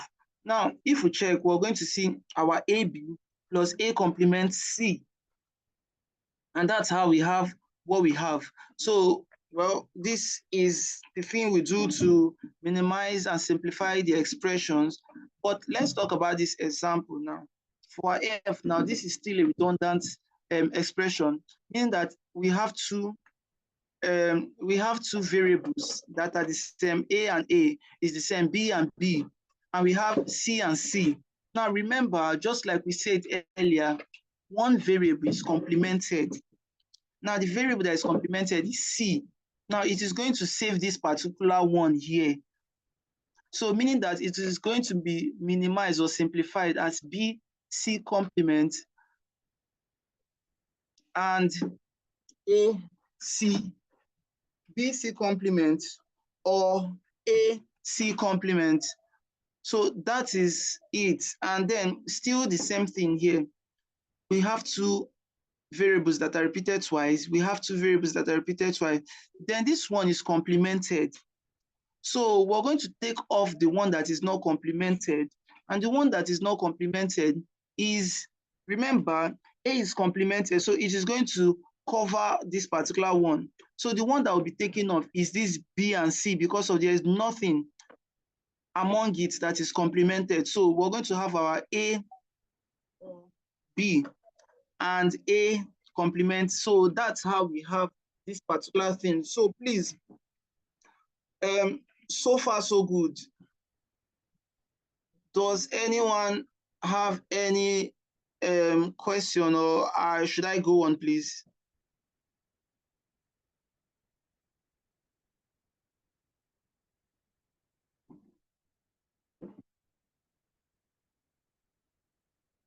Okay, no problem. So we'll go to the next one, which are the logic gates. Now, logic gate this is a physical device which performs logic operation on one or more logical inputs and produces a single logical output. Now, for the basic gate, we have the NOT, the AND, the OR. For the universal gate, we have the NAND, which is like the opposite of AND and OR, which is NAND and NOR. For the arithmetic gate, we have the exclusive OR and the exclusive NOR. So for the NOT gate, it is just simple. It is just hit everything you want. So for the input of low, it's going to give you high, and for the input of high, it's going to give you low. For the AND gate, output is high when all inputs are high. Output is high when all inputs are high. Just like I said earlier, and I explained earlier, everybody has to put like, when all inputs are high, that's the only time you get to high. But if just one is high, then you're going to get low. So this logic gate and this AND logic gate, it supports associative law, which is what we're seeing here by looking at the screen.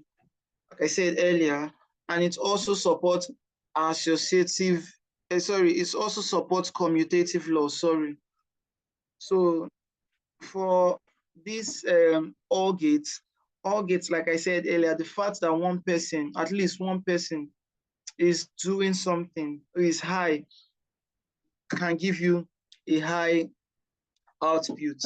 And so this is the representation of our all logic gates. This is the representation. Our all logic gates support associative law and also support commutative laws. So this is the representation, and this is the circuit diagram of it. And then for the NaN is just saying that, okay, for AND, it's more like complementing AND. So this is the representation of NaN gate.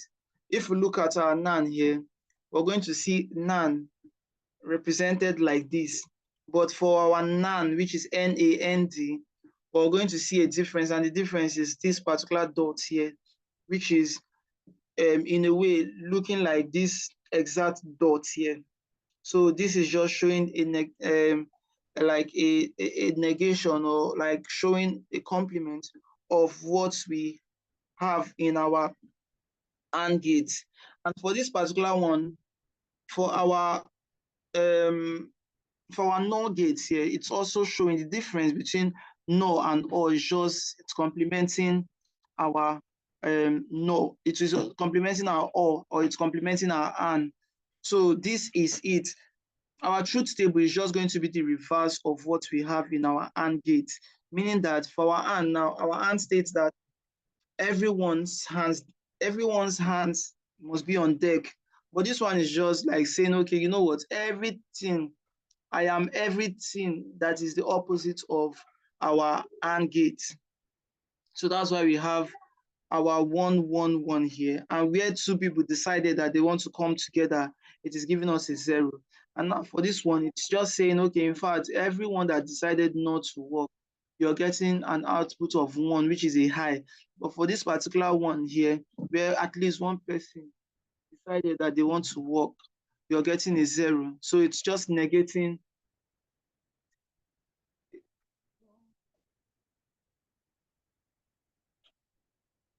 So it's just negating everything that it's stated in the AND gate or the NOR or the OR gate. So NAND gate does not support the associative law and doesn't support the commutative law. And for the NOR gate, well, it does not support the associative law. But funny enough, it supports the commutative law. So we're going forward. So for this XOR gate, which is the exclusive OR gate, it's just saying that the output will be high if exactly one input is high. At least if exactly one input is high, then the output will be high. While for the exclusive NOR gate, is saying that output will be high if inputs are equal. If inputs are equal. Now, we explain this particular one. Now, this is the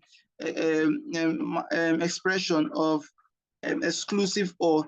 Now, the reason why it's saying output high if exactly 1 is high, it means that at least if one just says, if only one is high, that means it's going to give you a high output. But in fact, if maybe 2 highs are in the input, in fact, it's going to give you a low. So that's why we have our 0, 0 is going to give you the exclusive NOR of these two, exclusive of these two inputs is going to give you a 0. But now we have exactly 1 that is high. That's what we're getting a high here. And exactly 1 that is high here. That's what we're getting. But 2 are high, so we're still getting a low here. So that's the feature, the function of the exclusive OR gate. Why for this one is just saying the output is high. The output is high if inputs are high, meaning that so if inputs are equal, meaning that even if we have 2 lows here, the fact that they are just equal means that, okay, well, maybe let's just say we're having 2 people dressed to match. The fact that, well, they are equally dressed it's going to give a lot of people this sense of, oh, these people are together. So now them saying together, they are giving you this high five and high five. So exclusive no now is just saying, okay, the fact that these two people are equal means that their output should just be high. If one is dressing separately, then it's going to give you a low output. Why, if one is going to give you a low, but if both of them are still high, it's going to give you a high output. Now, the application of this SOR, well, for parity generation, error detection, and state control. Why the application of XOR and NOR gate, equality checker, the digital comparator, and data integrity validation. And then, so this is it. Now we're going to be coming to the Karnoff map and Karnoff map K-maps. And now we need to maybe reiterate something I said earlier. I've been talking about these things too much, where we have two inputs and one output, two inputs or three inputs and one output. These are what we call truth table. Like these are truth table. These are the defining table where we use in knowing what to get in an output. But there is a representation that can actually make it more simplified. And this is what we call the K-map. Now, I will give you an example now. Please work with me because of at some point it might be a bit confusing, but that's not my intention. My intention is that everyone is carried along and at least we do this thing to the best of our ability in understanding. So now this particular one now, we're having A or BC now, BC complement. Now, we are having this A or BC complement now. So now let's say the output now, this is the output now. We don't need to like stress ourselves to like go forward and check all these things. Now this is the output. Now for this first output, we're getting low, low, high, low. Okay, let me say 0 is low, 1 is high. So for this one, we're getting 0, we're getting low, low, high, low, high, high, high, high. Now, if we want to say, okay, one thing about K-maps is it's going to get its own map from your output from the truth table. Like it's not going to get its own output from your input. It is going to get it from your output. So now for this particular output now, we're getting low, low, high, low, high, high, high, high.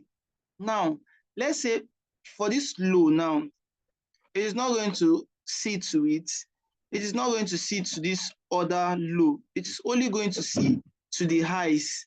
Now, for this high now, we're getting 0, 1, 0.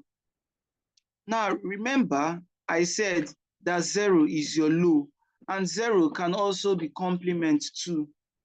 So now, from this high, we're saying A now should be represented as A complement, while B should be presented as a B, while C should be represented as C complement. That's why we have A complement, B, and C complement. Now, for this other high here, we're getting A, which is this, because it is high too from the input. Remember, the determining factor are the input, and it can only be paid attention to if it is a high. So for this one, it is high too. So then we'll come to the input. What are the things that got us the high? So we're going to see 1 here. It is going to be A. 1 here is A. So we're going to get A here. B here is O, meaning that it is B complement. And then C here, it is also O, which is also giving us C complement. Now for this one too, we're going to get A, and then we're going to get B complement, and then we're going to get C. That's why we have A, B complement, and C. And then for this one, we're going to say A B, then C complement. That's why we have A, B, and C complement. Then for this last but not the least, we have everything here is just A, B, C. That's why we have this particular thing here. That's why we have this particular expression. So now if we simplify this thing, we are going to get A or B, C complements. And I hope we remember this particular term. I hope we remember this particular term. So now, let's now represent this using our K-map. Representing this using our K-map, what we are going to do is, this is how our K-map is going to look like. Now, remember, we're representing 3 inputs here. And our 3 inputs, the highest we can ever get is, like, let's say 8 inputs.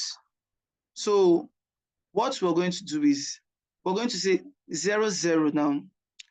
This 0, 0, in my own words, okay, let me just come down to this particular one. This 0, 0 is in complement, like 0, 0 is complement, 0, 1 is complement and not complement, like 1, 1 are non-complement and 1, 0 are normal word, normal term and complement term. So what K-map is saying is, for this particular one now,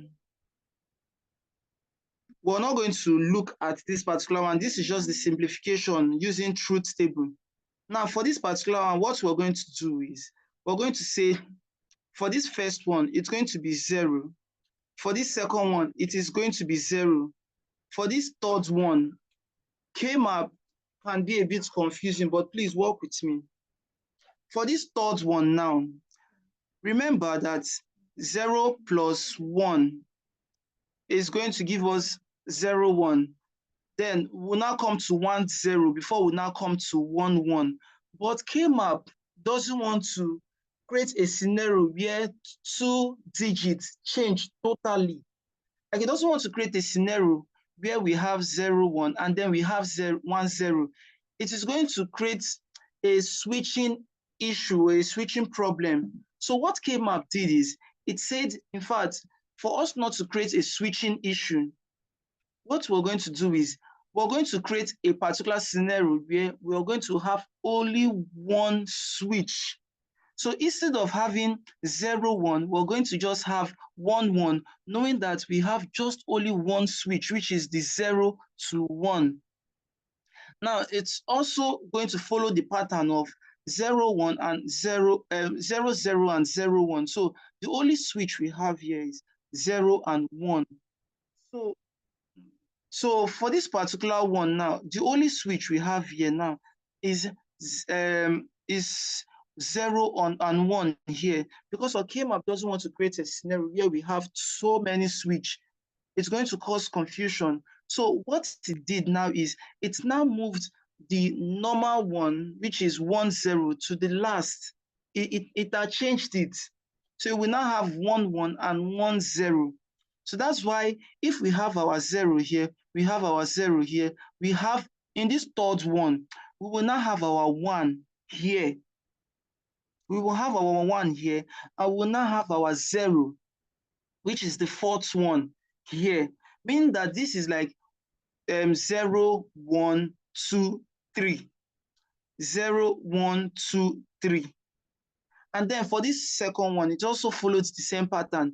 Okay, so we have 0, 1, 2, 3, 4, 5, 6, 7. So it follows the pattern. The reason why it followed the pattern is, it doesn't want to create a totally different switch. The maximum switch that it can get, it can cope with, is just one switch. It doesn't want 2 or more switches. That's why it's just said, okay, you know what? How about we move the third to the fourth and move the fourth to the third? So I hope you understand this. So now we have our 0 here, we have our 0, we have our 1 here, we have our 0 here, and then the last remaining one, our 1, our 1, our 1, our 1. Now we're going to now start mapping it. Now we only map ones, we don't map zeros. So by mapping it now, the first mapping we map is this one. So we mapped all the ones here. Remember, we map only ones, we don't map zeros. So just like using the truth table now, we select the numbers based on ones, we don't select zero. So for K-map now, what we do is we map our ones, we don't map zero. So that's why in this particular one, we're going to say, please work with me. I don't want us getting confused. So please work with me. So what we are going to say here, what we're going to have here is, now for this particular one now, K-map also states that if there is a switch from a 0 to 1, it is not going to matter again. You will not consider it again. So now for this particular one now, we just have only one here, meaning that we have only A here. Now for this one, we have our 0 to 0, we have our 0 to 1. Now our 0 to 0 now, well, it is good. Our 0 to 1, it is not going to matter again. So for these ones, the only one that will matter now, based on there has been so many switches for the BC, which is here, those ones won't matter. The only one that will matter is this particular A that did not need to switch from 0 to 1. Everything was just here. Everything was just here. So that's why we have our A here. That's why we have our E here. Now let's come to this B. This is our second one. Now with this second one, we will understand better. Now for this second one now, we have our 1 0 here, and we have our 0 to 1. Now there is a switch from 0 to 1, meaning that it is not going to count again. The only thing that will count here is going to be our 1 to 0. And then our 1 to 0, what is our 1 0? What is our 1 0? Like I said earlier, our 1 is the normal term and our 0 is the complement. So it is going to be BC complement. So that's why we have our BC complement. So our final representation or our final expression would be A or BC complement. So that's why if you look at these two now, you're going to see that it was simplified in the same way, meaning that this one is still our A or BC complement, and this one is A or BC complement. Now, if you compare these two between the truth table and the K-map now, you will understand, or you will see that, oh, K-map is actually not as clustered. It is more simplified, or it is a more simplified version of our expressions. So I just, well, subsequently we will understand the concept because there are more examples. There are more examples, but I just want us to really pay attention because K-map is actually very interesting. Like it was something that during the course when we are learning it at first, it was maybe overwhelming, but with time, we started liking the whole concept. And well, though we will naturally use truth table to start our K-map, but well, we will not use truth table to end it. We'll just go straight to K-map. So let's go to the next one using examples now. This first one is 3 variables. So this one is also 3 variables. Now for this particular one now, I just said, let me simplify the method. Instead of using this particular term, I said, let me just do this particular one. Now for this one, like our F is like A, B, C. Now the summation is 1, 3, 5, 7. Now, just a minute, because we will understand what, okay. So now the question is find out the numbers of variables. Now we know that the numbers of variables, they are like 3 variables now, so it's understandable. Now find out the number of cells in K-map. So the normal calculation is for you to find the number of cells, you just say we say the number like 2 raised to power the number of variables, and then we're going to get 8. So just like maybe I did not say it earlier, when we have 3 variables, it's just going to be 8 inputs here. So that's why we have our 8. Now for this particular one now, please work with me. Like I said, it is always 0, 0, 0, 1, 1, 1, 1, 0. And we are doing this so that we don't just switch to digits. That one is going to cause an issue. And remember, the reason why we use gray code compared to binary coded decimal is gray code helps us a lot with reducing the number of switches in our system. So K-map now is respecting that fact that we need to reduce the number of switching. That's why we are actually not having a 0, 1, and 1, 0 here. We're having a 0, 1, and 1, 1 to reduce the number of switches, making it just one switch. And then if we want to switch from 1, 1 to 1, 0, it is still just one switch. So now I have my 1, 3, 5, 7, meaning that in the inputs of 1, 3, 5, we'll have ones and the others will have zeros. So I had to minimize it. So we have our 0 here. Like, remember, the first one is 0, the last one is 7. So we are not starting with 1 to 8, we are starting with 0 to 7. So we're saying our 0, then 1, 2, 0, 1, 2, 3, 4, 5, 6, 7. So we're having this particular term like this. Now, for our 1 now, we're saying every term that has been stated will be in highs. So our 0 is low because it was not stated in this particular function. So our 1 was stated, so we have 1 here.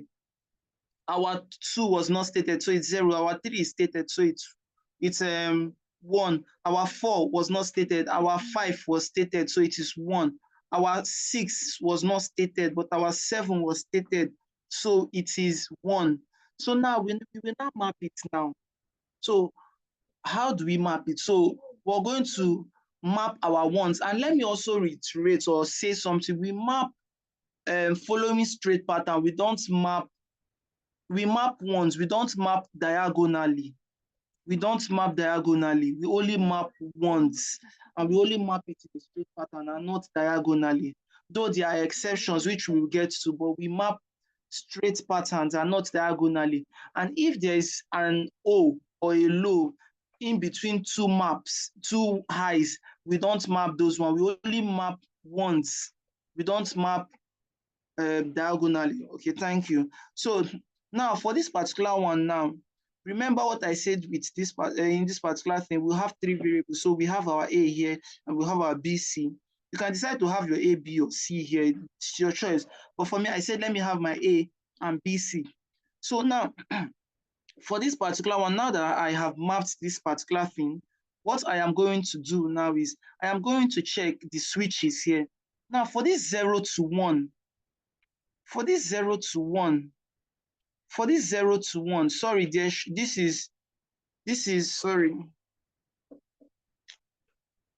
is meant to be 0 to 1 in the A column. It is meant to be 0 to 1. It was a mistake, sorry. So now from this one now we have 0 to 1. Remember, look at it from 0 now to 1. There is a switch here. So you will not pay attention to it. You will not pay attention to it. You will not pay attention to B because there is a switch from B, from B low to B high. So you won't pay attention to it. But now there is no switch from C. It is 1 here and it is also 1 here. So meaning that you will pay attention to it. You will not skip it.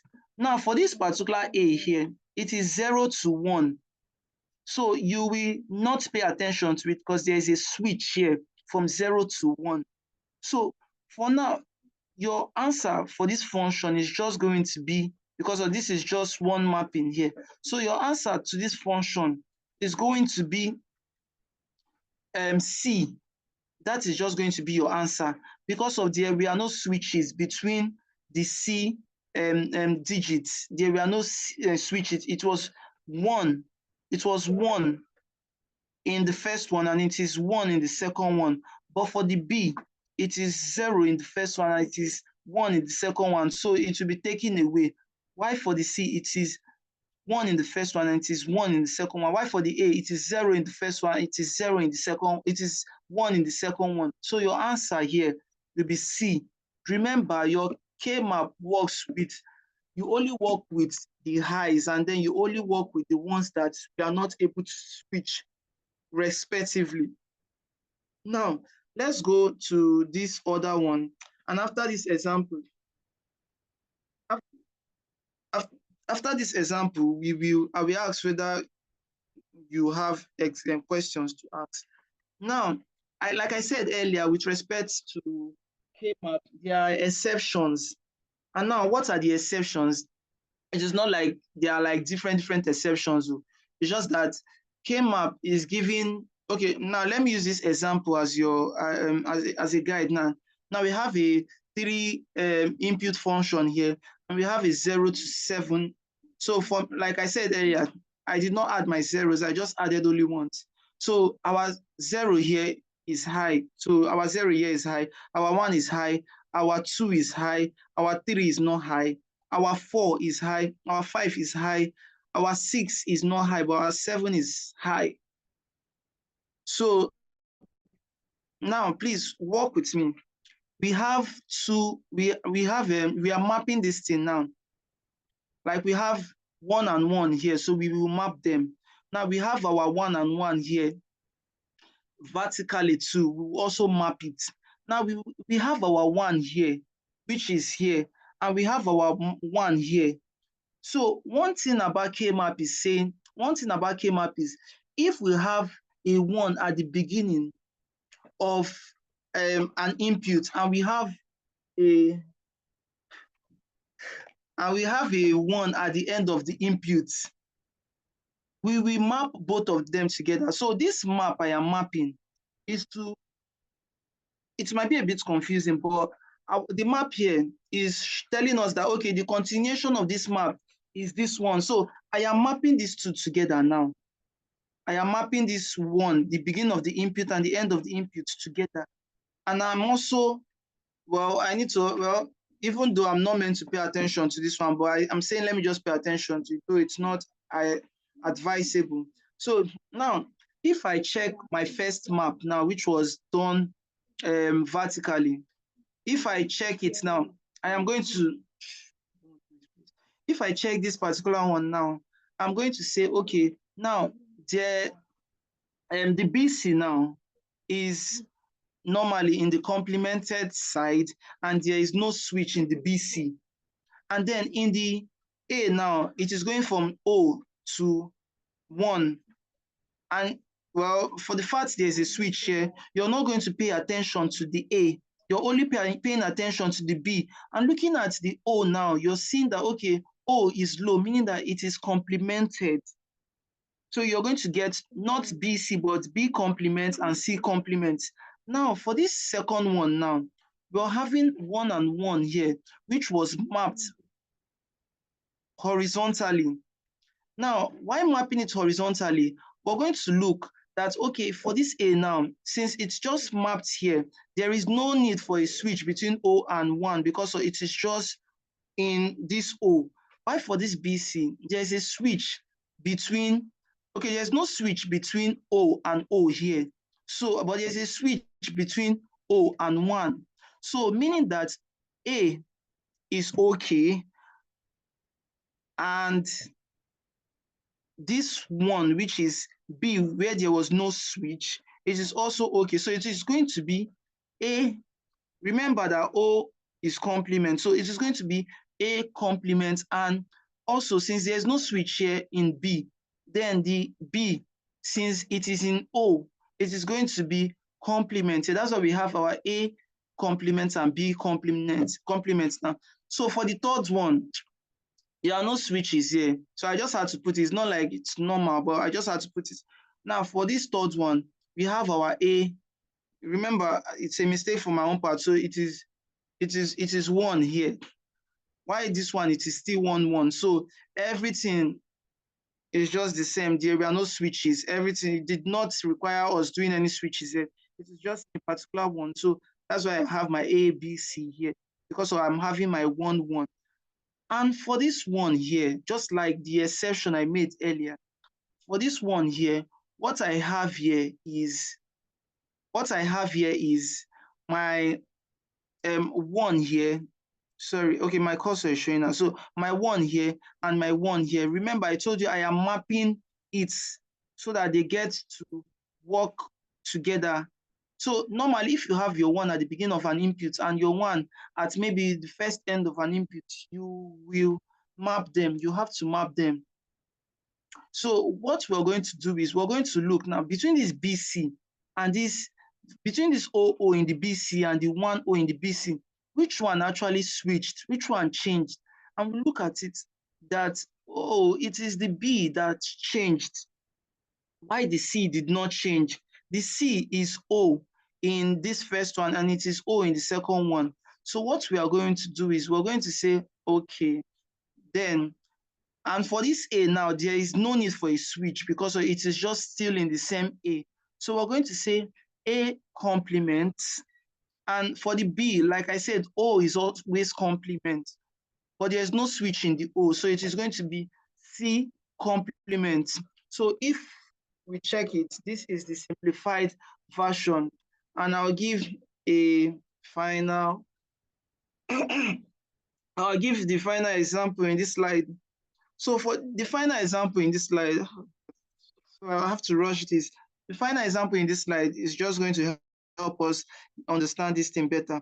Now, this particular one is 1, 3, 6, 7. So 1, 0, 1, 1 is high. So 1, 0, 1, 2, 3. So 1 and 3, they're high.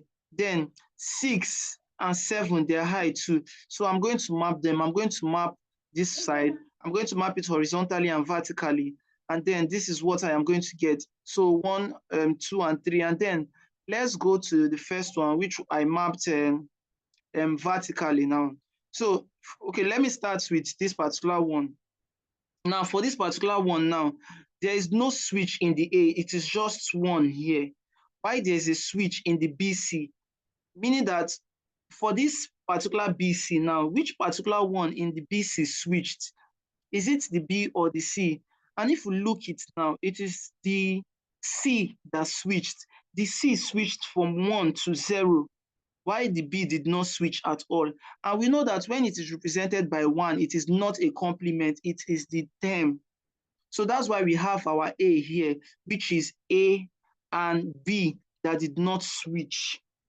Now for this second one, which was mapped horizontally, we have our A that did not switch. It is just in the normal, it did not switch at all. Now for our BC now, what switched in our BC? Now we're going to look that, okay, from 0 to 1, well, there's a switch in the B, but there is no switch in the C. So, well, we're going to say we have, remember our 0 is complement. So for the A now, our A will be complement, while our C will be the term, and it won't be complement because of 1 did not switch. Now for this third one, which was mapped vertically, what is going to happen is, remember, our BC now did not need to switch between between A 1, 1 and 1, 0. It is just in the 1, 1. So naturally, our BC is certain, while our A, it is switching from our 0 to 1. So what it is doing is, it is not going to be taken. What will be taken is just our BC. And why is it our BC? Because of it is 1, 1. And it is not in any way complemented. If it was 1, 0 now, then there will be a complement, but it is 1, 1. So it is not going to be complemented. And then look at this thing now. This thing is reminding us of our redundancy theorem. And what did our redundancy theorem state? It states that there will be 3 variables that are repeated 2 times. And if we look at it now, we're seeing A repeating twice, B repeating twice, and C repeating twice. And then it is telling us that the one that has the complement should be taken. So now if we look at it now, our A is taken, and then our A complement is taken, and then our A will be taken, leaving this BC alone. So the simplified version now is our AB or A complement C. I hope you understand this K-map example. So these are more examples, and these ones are just using 4 variables. And well, this one should not stress us, only that we subsequently will meet this particular notion, and then we'll understand it more. So now this don't care in K-map. Don't care in K-map is represented by as S in the truth table or K-map. That like there are inputs where they are input combination where the output does not affect the functionality of the system. The only reason why we use it is to create a simplified expression. The only reason why we use don't care is to create a simplified expression. But with time, I will explain this thing further. And then this particular one, we have to rush the adder and I will have to rush the adder and the half adder, the full adder, and using half adder to create full adder. But for now, I would just want us to please, I want us to confirm from the comment section if we understand the whole concept of the K-map, please, because it's like the part where I said, please work with me, and I really want to know if you worked with me. Please, I want in the comment section, can you please confirm if you understand the K-map, please?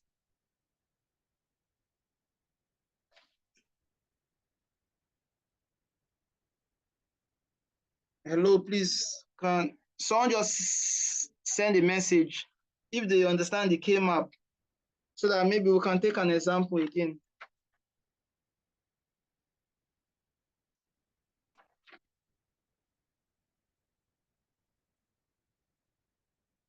Hello, in the message box, please.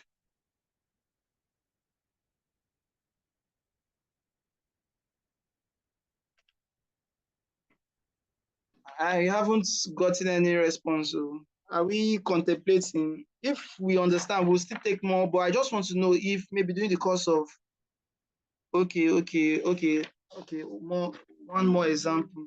Okay, no problem. The beauty of this is with while we go forward, we must do like more examples. We must do more examples. So this particular one, I will just explain this half adder now. And this half adder, they are very important in the whole concept of electrical systems. I am just trying to come up with a certain notion so that at least when we get it, we will not be confused or overwhelmed at some point. Okay, so for this half adder now, it is used to add a single bit number and does not take carry from previous form.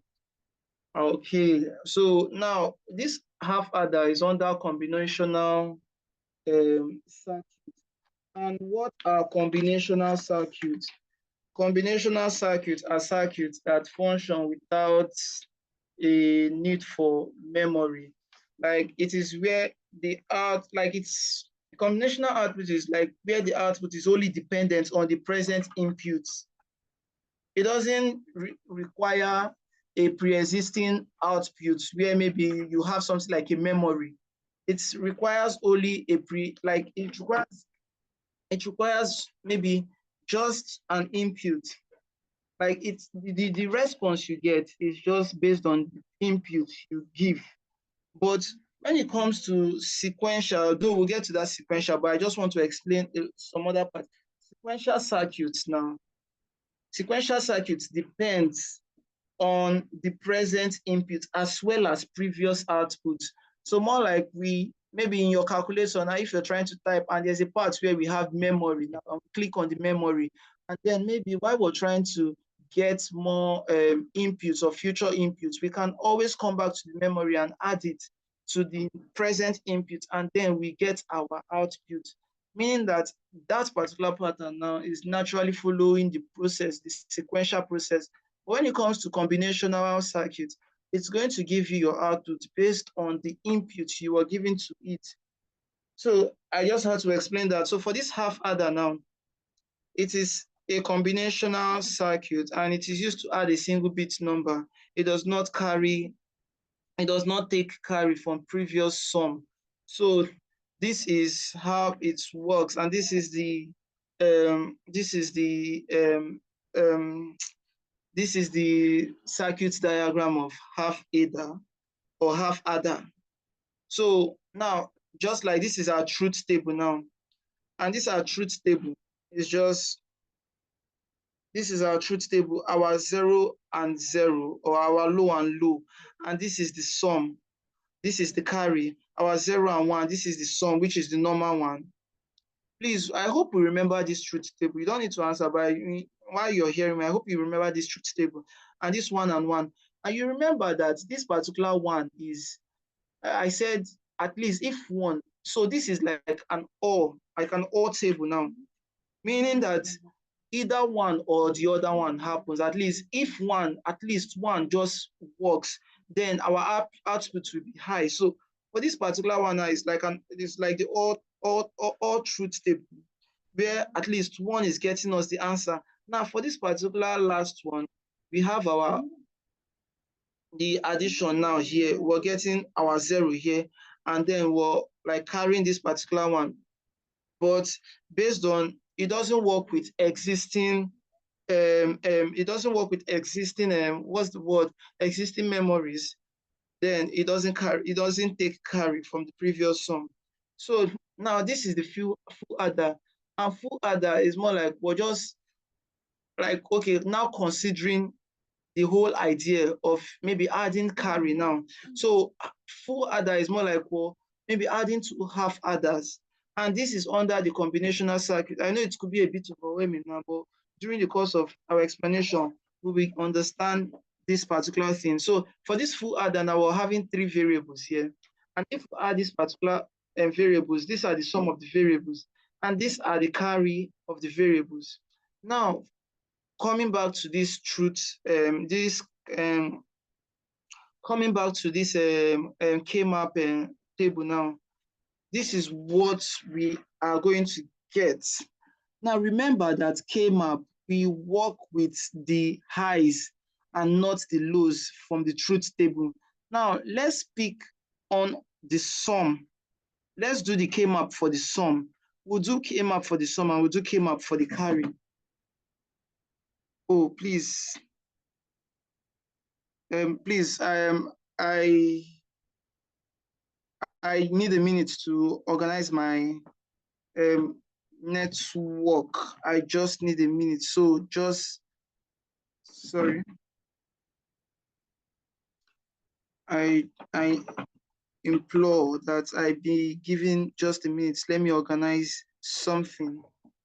Just a minute.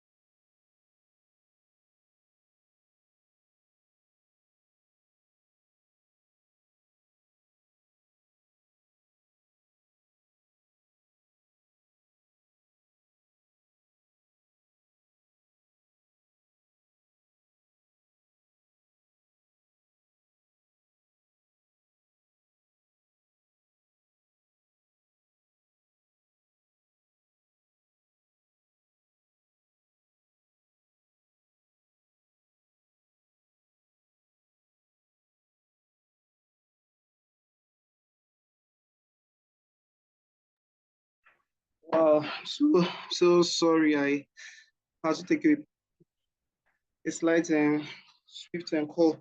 It was very urgent. Okay, so please can you confirm if I'm audible? Please, can you confirm? Can you hear me?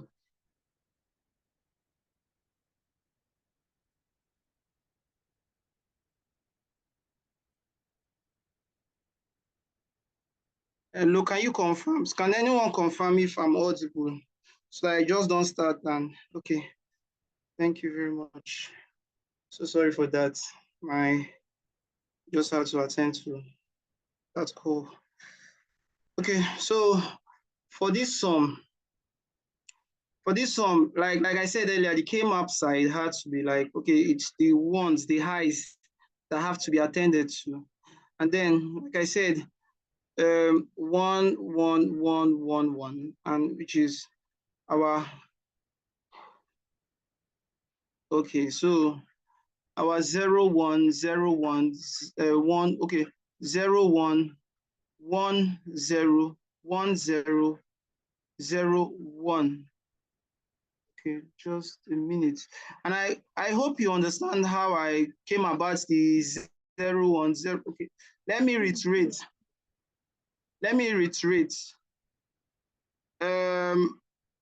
Like I said earlier, we're going to select our terms based on the highs. But why selecting our terms based on the highs? This is what we're going to do, which is 0, 1, 0. Okay, so which is 0, 1, 0. And then that's how we were able to get this particular one. All these ones are just terms helping us to understand this whole term of the full adder. And like I said earlier, our full adder is a combinational circuit. And those circuits are the circuits that don't use don't use what's the I want to use the word memory, but well, don't use a pre-existing input to get their output. They only get their output based on the inputs they've been given. Whereas I said in sequential, I've actually like maybe they get their own from the inputs and also output from pre-existing circuit. Okay, so full adder using half adder. Now, the reason why we like do this particular term is because, like I said, the other time with respect to half adder now, it doesn't like take the carry from previous sum. But this one, it takes the carry from previous sum. If we look at the block diagram of the full adder using half adder, we're going to see like, okay, that A and B now, they are the half adder now.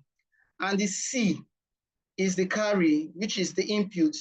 So this one, because of the issue and the limitation of the other ones, which is like half adder now, not being able to carry as much data, as like carry from their solutions and from the from previous expressions. So what they actually do now is, okay, they decided that they want to come up with a particular thing called like trying to join two or more, or let's say two half adders now to create a full adder. So at least when they create a full adder now, what will happen is they will just have to, okay, say, okay, the parts of the carrier and carry where we have to drop, we will now take it. Now, if you look at this one, we have three inputs here.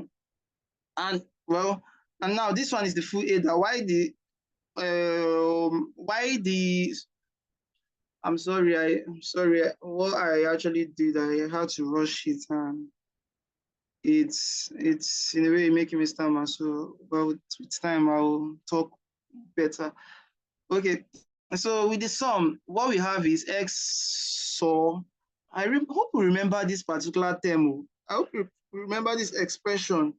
So because, well, we'll always come to it. It's going to follow us in our electrical part, in our digital part for a long time. So this is what we have. And now this is what we have for our carry, which is A dot B, which is like A and B, or B, C, in. All this in you're seeing here, they are more like the input. Remember, we don't work with output from previous, we don't work with output from previous expressions or circuits, because of this is a combinational circuit. What we do is we work with the inputs, the way we're seeing it here. So now looking at this expression, now we're joining two half adder now. You look at this first one, the half adder here, we're getting, this is what we're getting for the half adder. And then we're not joining one of the solutions of the half adder to the carry. And then we're getting the output, the carry output and the sum output. Now, we'll talk about the 4-bit parallel adder using full adder now. Like a 4-bit parallel adder is a combinational circuit that performs the addition of two 4-bit binary, like this is the term, and carry inputs. Now, normally for us to have this particular, just like it says 4-bit parallel adder, we just need a 4 full adder connected in series. Okay, so, and this is the representation. Each full adder adds two input bits and a carry bit from the previous stage, producing a sum and a carry out. Now, this is the first stage now. Like, this is the first stage where there's a carry input. Now, the first input now here is saying that, okay, we have our A here, and our A here is the first input, and our B is the second input. And then we get the sum and the carry too. And then we carry out to the next stage. Remember, this is a 4-bit parallel adder using full adder. We carry to the next phase or to the next stage. And then in the next stage, our input will be A1, B1, and C1. And remember that our C in 1 is the output of the AOBO, which is the first one. So what we are getting in our first output, which is in the stage 1, is what we are also going to add. So what we are getting in the output is in the output of the first in the first adder, in the first full adder, is what we are sending to the second adder. So that's why we'll have our A1, B1. Remember, I said one thing about electric systems is that one thing about electric system or the beauty, it doesn't start from, should I say machine systems naturally, they don't start from 1, they start from 0. Because they want to make sure that that 10 is like going to be under the don't care part. Because of, at least if you start from 0, it's going to save us a lot of stress when it comes to like maybe like, okay, when we have our 0, we won't need to like start looking at 10, 11, 12, because we just have to like just go with 1 and 0, like adding 1 and 0, and then we're getting our 10. So our 0 to 9, they are the building block. Our 0 to 9, they are the building block. So the beauty of all this is, and for this one now, most times when you see something starting with 0, you just know that, oh, okay, it is the first term, it is the first notion or the first notation. So now, the output of the first adder is sent to the second adder, which has an input of A1 and B1. And then the output of that one will now become X1 and C2. And the C2 will be sent to, will be carried to the third adder. And then it's just going to go like that. It's going to go like that. So that's how we are able to create a 4-bit parallel adder using full adder. And this one is actually, okay, let me not outstep myself, but the advantage of these parallel adders, it's like fast addition compared to sequential adders, and simple and modular design using full adder, easy scalability to larger bit width. So with this particular 4-bit parallel adder, it's going to create an easy scalability when it comes to like whenever you want to create a combinational circuit. And well, though naturally it has limitation, more like the propagation delay and the rest. But well, the reason is naturally the output sum of each bit depends on the carry input. Let me say this thing again.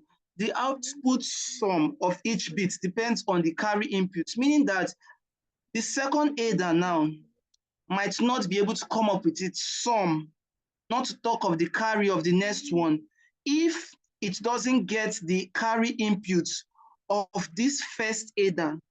And because of that, there is a serious propagation delay, because of naturally the output sum of each bit depends on the carry input. Now these delays will accumulate as the carry propagates through all four adder, and the total delay, like let's say total and delay of one full adder times 4. So naturally there will always be delay when it comes to the carry output. So that's more like the limitation, because all stages must wait for the carry to propagate, slowing down the overall addition of large bit width. But there is always a solution, which is we'll go to that part using carry look ahead data for faster addition. But so that's it with the 4-bit parallel adder using full adder, and this is a combinational circuit. And like I said, combinational circuit is where the output is only dependent on present input. Well, it might be confusing because of you might be wondering, where is now this carry output coming from? They are still in the same circuit, but when we get to the sequential circuit, you understand my point better. So,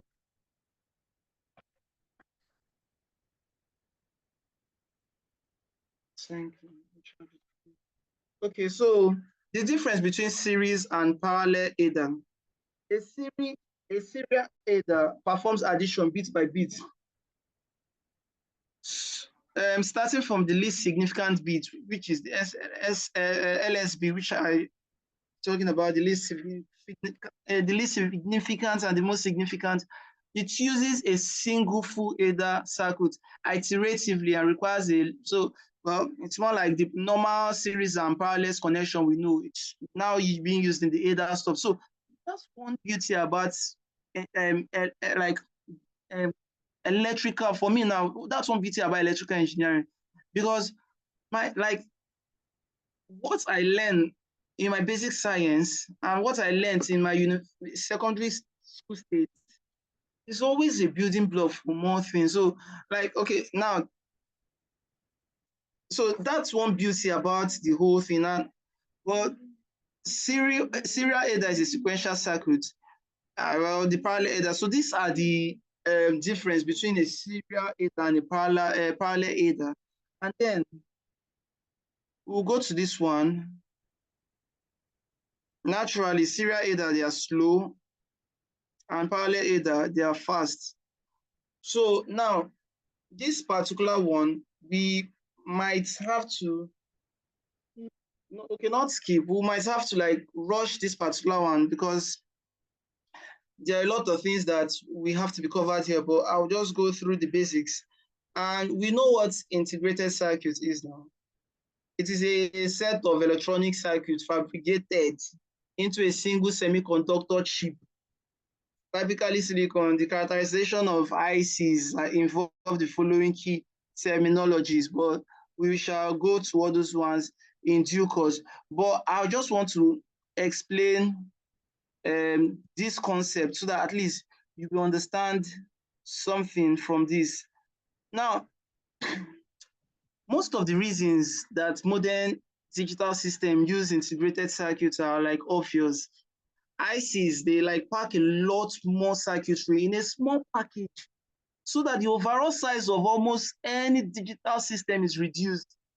So like one thing about ICs in those days when we used to be in school is there'll be so much like circuitries, like like it's so packed up, or well, normally it's not something that will always be seen with the naked eye, but when they run this kind of nanotech or whatever, it's more like this idea of ICs, more like we're packing a lot more circuitry into like small packages, so that at least the overall size of almost any digital system is reduced. The cost is dramatically reduced because of the economies of mass producing large volumes of similar devices. Some of the other advantages are not so apparent. ICs have made digital systems more reliable by reducing the number of external interconnections from one devices to another. Before we had ICs, every circuit connection was from one discrete component, like let's say from maybe one transistor, diodes, or resistor to another. Now, most of these connections are internal to the ICs, where they are like protected from poor soldering, breaks, or shorts in connections. I hope you understand shorts when it comes to connection, like short in connecting parts on the circuit board. Well, my circuit board, like the Vero board and those kind of things, and other physical problems. ICs have drastically reduced the amount of electric power needed to perform a given function because of the miniature circuitry typically requires less power than their discrete counterparts. Like, let's say, in addition to the savings in power supply cost, this reduction in power has almost meant that a system does not require as much cooling. These are some things that so normally the idea of ICs, it has created so much ease when it comes to electrical systems, so much ease. For these reasons, ICs are principally used to perform low power circuit operations that are commonly used for information processing. So like ICs, well, I had my own fair share of ICs, so that's one thing. And well, there's a scale of integration when it comes to IC. And we have the small scale integration, like less than 10 gates or a small number of transistors. We have like these are the things on the screen. We have the medium scale, we have the large scale integration, we have the very large scale integration, we have the ultra large scale integration. And ICs are categorized into three main types based on functionality.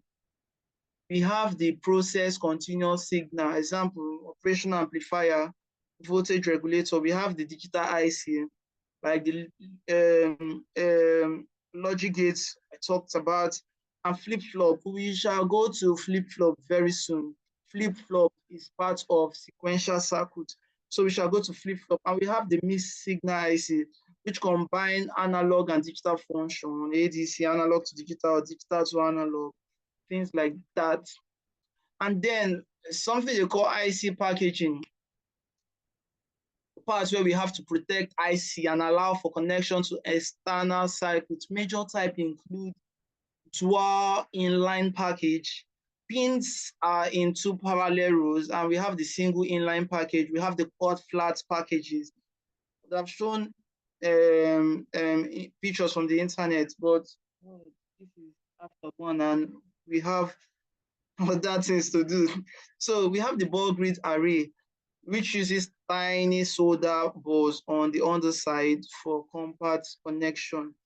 So, well, these are like the pin arrangement based on the packaging, the dual inline package, the straight line package, the circular pin package, and these are the things. Well, hopefully, maybe subsequently, we shall start showing.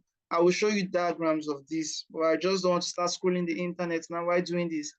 Because let me see if I'll be able to meet up and then see if I will show all these diagrams. Okay, so the advantage of integrated circuits, which are like ICs, it reduces overall size based on what I explained of the system. It reduces overall cost of the system. It improves reliability of the system by reducing interconnection of wires. It reduces power consumption of the systems.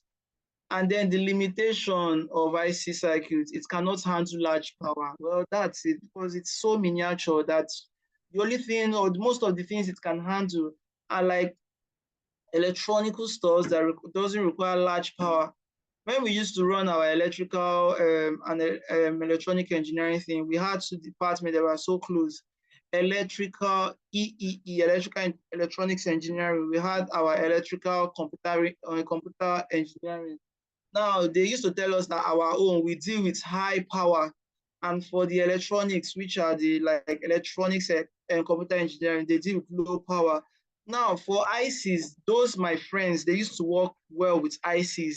They used to work well at some point based on electrical electronics engineering. We did some parts of their courses. So we knew about emitter, base, and collector. We knew about electronic circuits and the rest. So, but we just also knew that that was the part where I loved IC the most, because it was always about not so much high power, but low power or medium. But that's more like a limitation for the integrated circuit because it cannot handle large power. Electrical devices like resistor, inductor, transformer for large capacitor cannot be implemented with great precision on chip, and they are suitable for low power applications. So that's one thing about electronics. Though those times we could be careless and we touch the ICs, and well, the electric shock was not enough to fly us out of the room. But when we were with our own electrical systems, it is very, very ideal that we wear our insulating glove, because you might just make a mistake and you might not be so lucky to even remember what happened, except someone is so generous to give you milk and those kind of relief materials people use. I had, not me, my classmate had incidents like that, so I can relate to that. So ICs are suitable for low power application. And there are characteristics of IC circuits. They have the propagation delay. I hope you remember when I talked about propagation delay earlier, when I was trying to explain the ADA and circuit. So we have propagation delay, we have threshold voltage, we have power dissipation, we have figure of merit, we have the fan out, fan in, we have the noise, humidity, operating temperature and voltage and current parameters. And then for the propagation delay, I will explain again. Now for this propagation delay, it is the average transition time of signal from input to output. I remember when I was explaining this 4-bit half ADA system.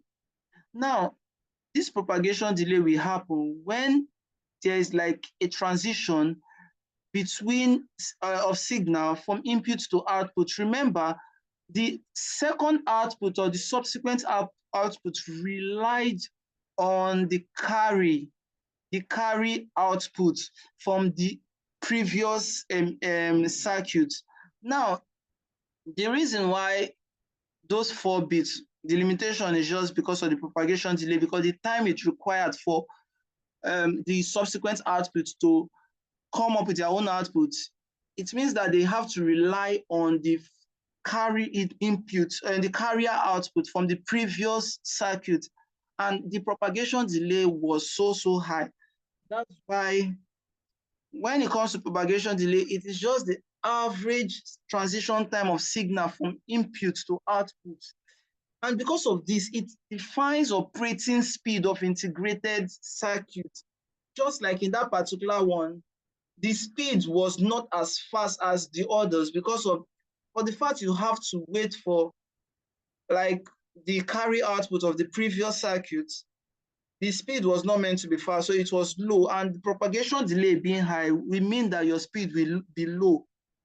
So this one now, propagation delay naturally defines the operating speed of integrated circuit, and it is measured in terms of nanosecond. And nanosecond is 10⁻⁹. So that's it. And then let's talk about the NOT gate, like let's say the inverter. Okay, now for this particular one now, these are terms that naturally we will understand in a jiffy, but the propagation delay, like I said, which is average transition time from signal from input to output. Now, in this particular diagram now, please work with me.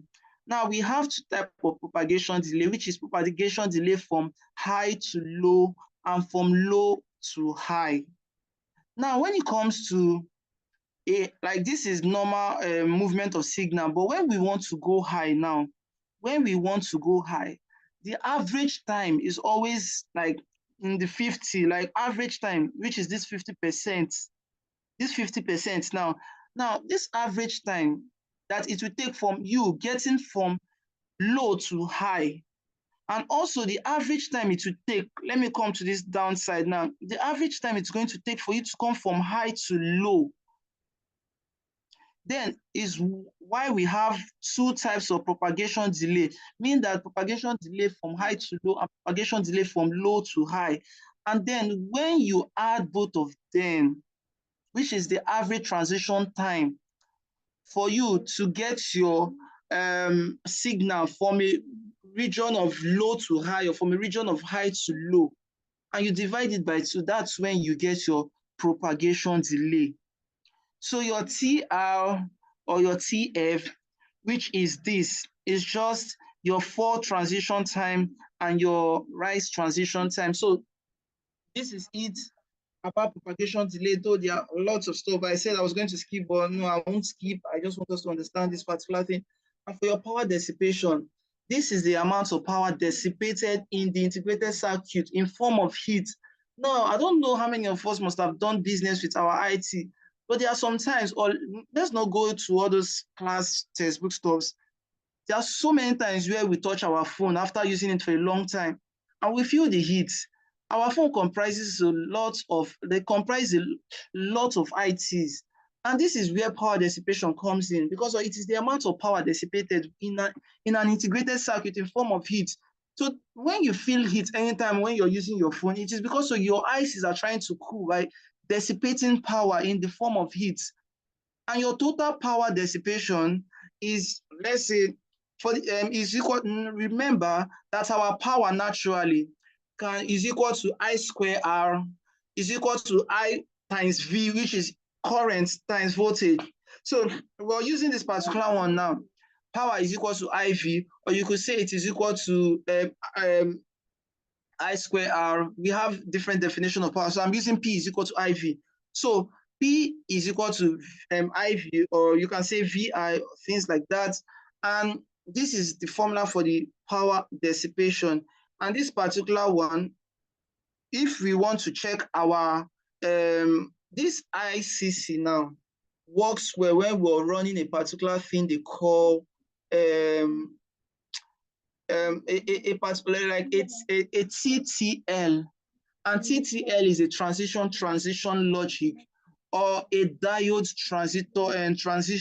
transistor logic, a TTL or a DTL. We will get to the part, but I just want to explain because there's something they call CMOS, and those CMOS that are like centralized MOSFETs, and those ones are not it. Maybe in case maybe you see a different kind of formula, just know that this formula I was seeing right now is just for this particular thing. Now, the power dissipation per logic gate, this is just it. This is the formula per logic gate. This N we're seeing is like the total number of logic gates. So if there are like 3, 4 logic gates, then we're going to say divided by 3 or 4. But it's still the same formula, which is P is equal to VI divided by the number of logic gates. So this is an example which, well, they're asking us what is the power dissipated, and this is it. So for me, we're getting our power dissipation as 3.75 megawatts. So remember, we have many characteristics of integrated circuit. So we've talked about the power, propagation delay. I skipped the threshold voltage. I moved to the power dissipation and figure of merit. Figure of merit is just propagation delay, the sum of the product of propagation delay times power dissipation. And it is good to note that a good IC will have a lower figure of merit. So if it has a high figure of merit after calculating it using this formula, that means it is a bad IC. And this was what we used to do in those days. So we'll talk about the car. Oh God, right.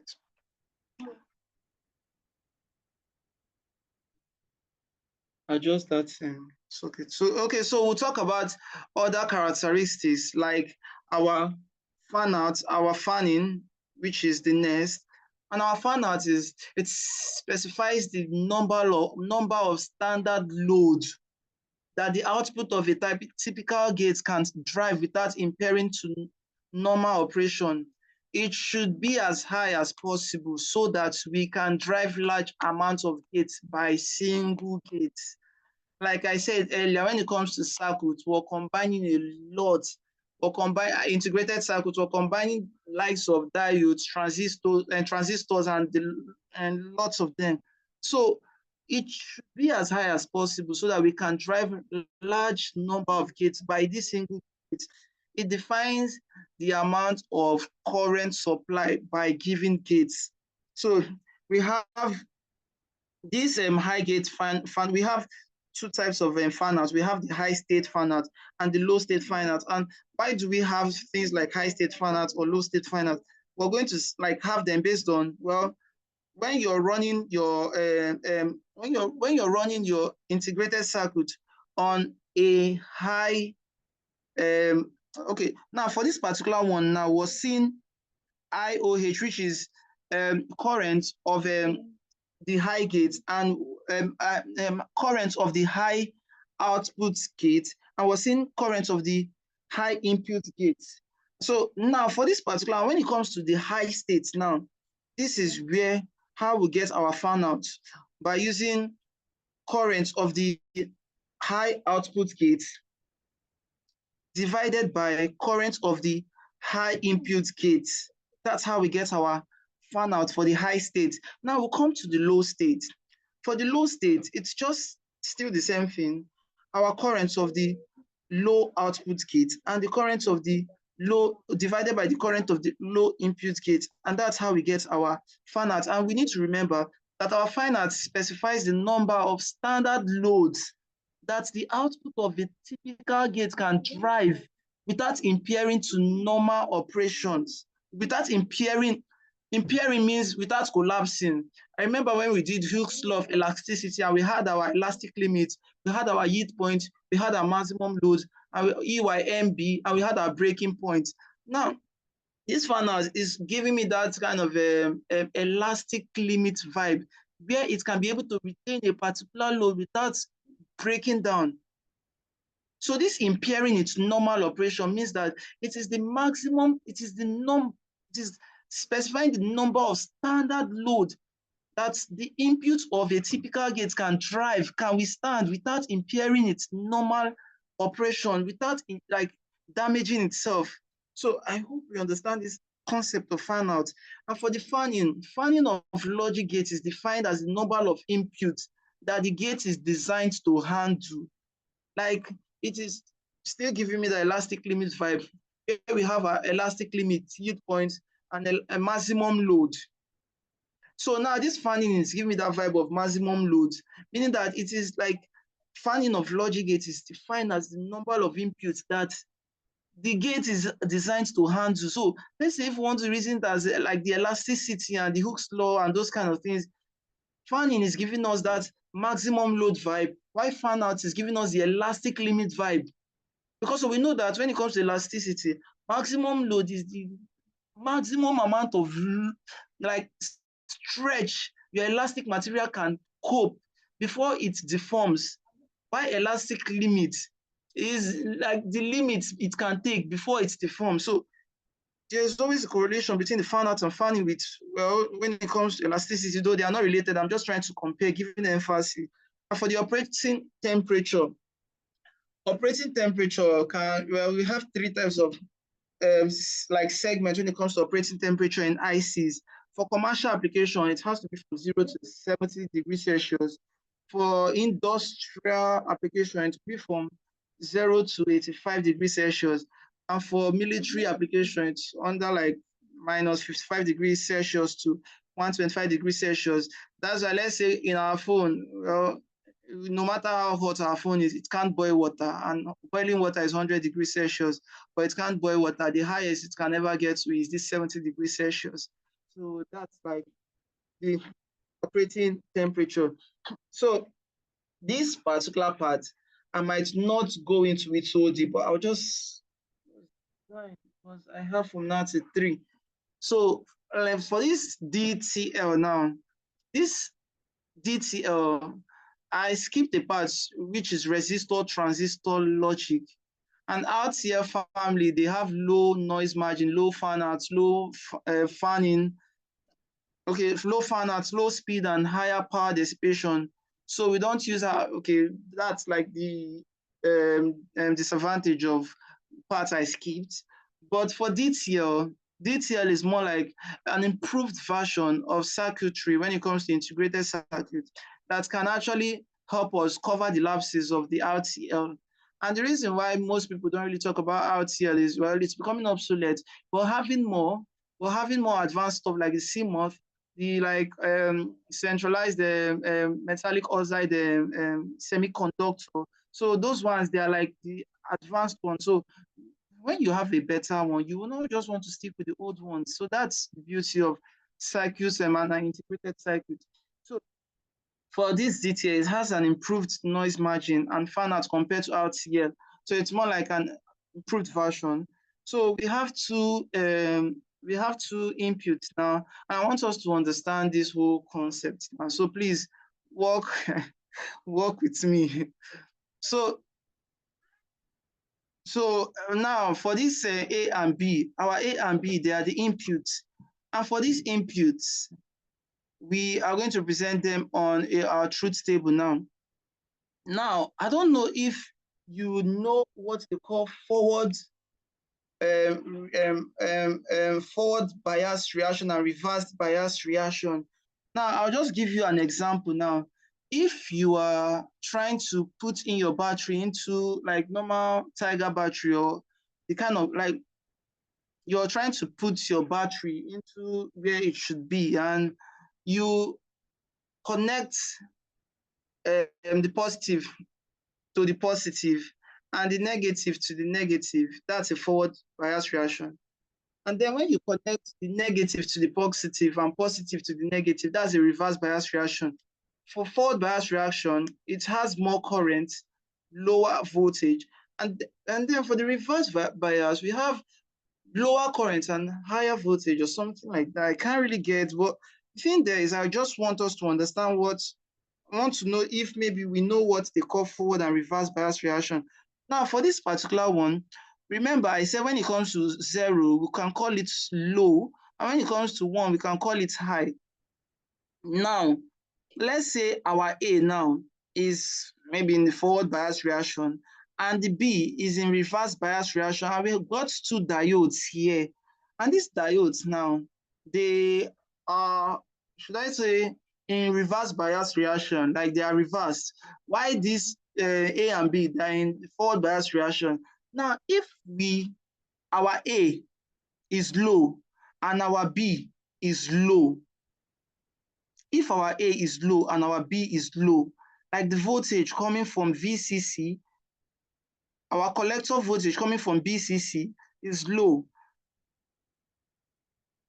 Like, okay, sorry, our collection voltage coming from VCC is coming, and our A is low and our B is low, and we have to reverse bias reaction here, which is in the form of the diodes.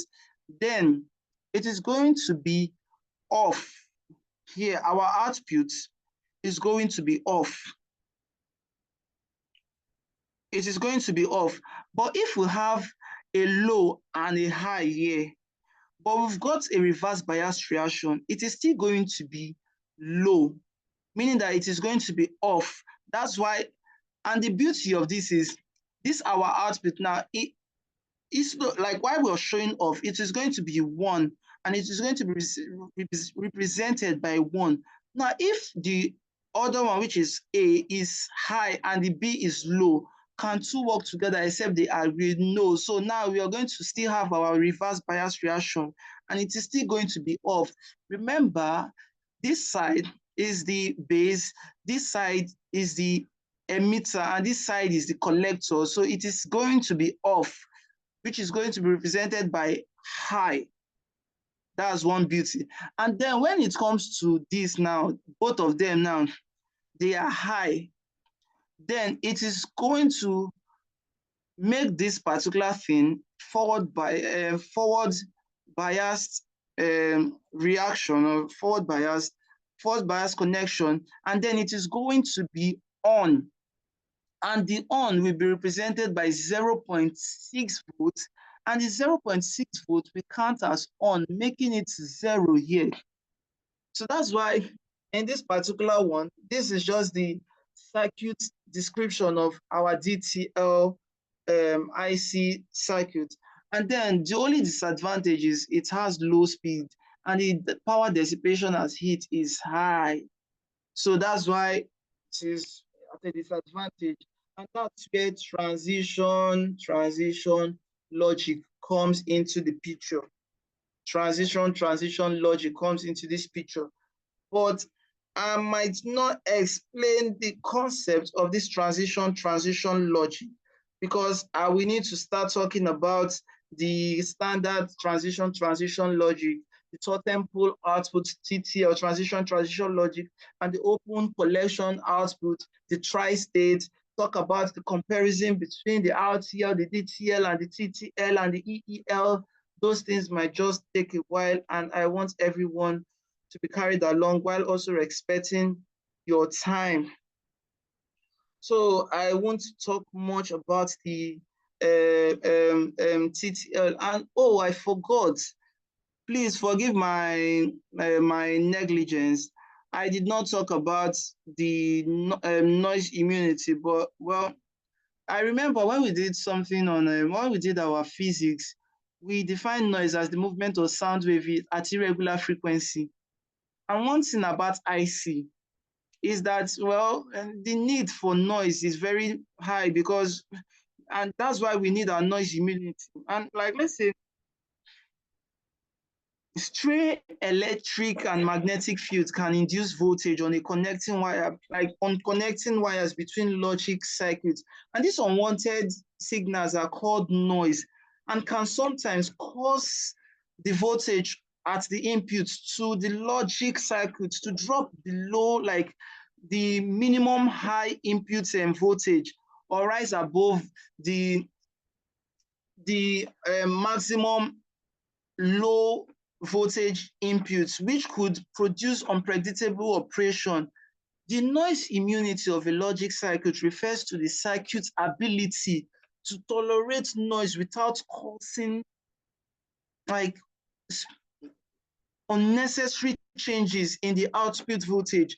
So this noise immunity is more like we're creating airports now for our logic circuit, so that at least the noise will not affect. It's going to create this level of tolerance in our circuits, in our integrated circuit, so that it doesn't cause any unwarranted, unwanted, spurious change in the output voltage. So this is the whole idea behind noise immunity. I hope I'm being understood. And well, as I won't be talking much about this TTL, which is the transition based on, we need to like still go deep and deep into the standard TTL, the totem pole and the rest. Just like I said, it is worth noting that TTL offers high speed compared to RTL and compared to RTL and DTL, which is a resistor transistor logic and diode transistor logic. TTL offers higher speed compared to RTL and DTL logic integrated circuit. And well, there's also something they call ECL, which I want to be talking about. And this ECL, well, let's say the TTL now, they use transistor operating in the saturated mode. As a result, their switching speed is limited by the storage delay time. Now, like I see, the beauty about ICs is when one has a fault, another one will come up with a better one. And then when the other one has a bit of a disadvantage, another one will come up. So if we're looking at, we're going to say, oh, from RTL, we're going to DTL, from DTL, we're going to TTL, from TTL now that has a higher speed compared to DTL and RTL. Now, we are going to ECL. So now, this particular, like let's say the TTL now, they have their own issue, their limitation, where their switching speed is limited by the storage delay time associated with transistor that is driven into saturation. And not that, like, so now the beauty of this particular one, the beauty of this particular one is like to prevent transistor saturation, thereby increasing overall switching speed. Now, meaning that the speed of ECL, which is the emitter couple logic, is higher than the TTL. So all these things are just different type of ICs that are very, very important when it comes to integrated circuits. And I wish I had more time, but I have to respect our time. I have like an hour and 20 more minutes, and we still have like 2 more. We've not talked about a sequential circuit. So we need to talk about sequential circuit. And now let's come to sequential circuits now. In sequential circuits, the present output, like I said earlier, depends on the inputs in the present input as well as the past output. This is a logic circuit that consists of a memory. Like it consists of a memory element to store history of past operation of the circuit. Therefore, the output of a sequential circuit depends on the past input as well as the past out. So based on this diagram we are seeing here now, if we're looking at it naturally, when it comes to combinational circuits, or no, let's talk about the add and the rest, we're going to say input should give us the output. But for sequential circuits now, you're seeing that inputs will naturally give us output, but it's not enough because of now for input to give us output, it means that it's a combinational circuit. But the difference is we're working with memory now, which is past output. We got the memory from past output, and now we're now using the memory to send a feedback to the input to give us outputs now. So the difference between a combinational circuit and a sequential circuit is the memory. And memory can come as a flip-flop or as a latch. We will get to that stage. But that's the difference between a sequential circuit and a combinational circuit. Memory is the difference. So here it can be seen that a sequential circuit is basically a combination of a combinational circuit and a memory element. The combinational circuit performs the logical operation specified while this memory element records the history of operation of the circuit. This history is then used to perform various logical operations in the future.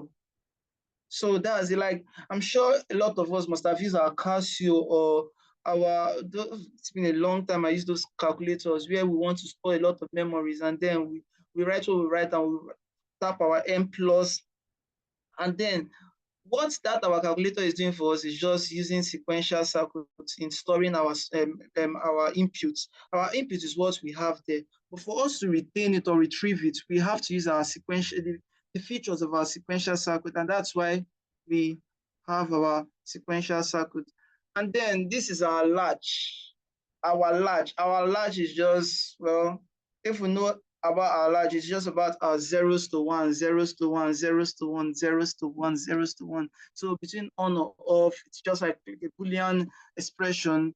So in the latch, we're talking about the NOR and the NAND. So please, I want to know if you guys are following along, please. I am concerned about everyone following along. At some point, I understand how boring lectures can be, but well, they are very necessary. Please, can someone let me know that they are following in the chat section?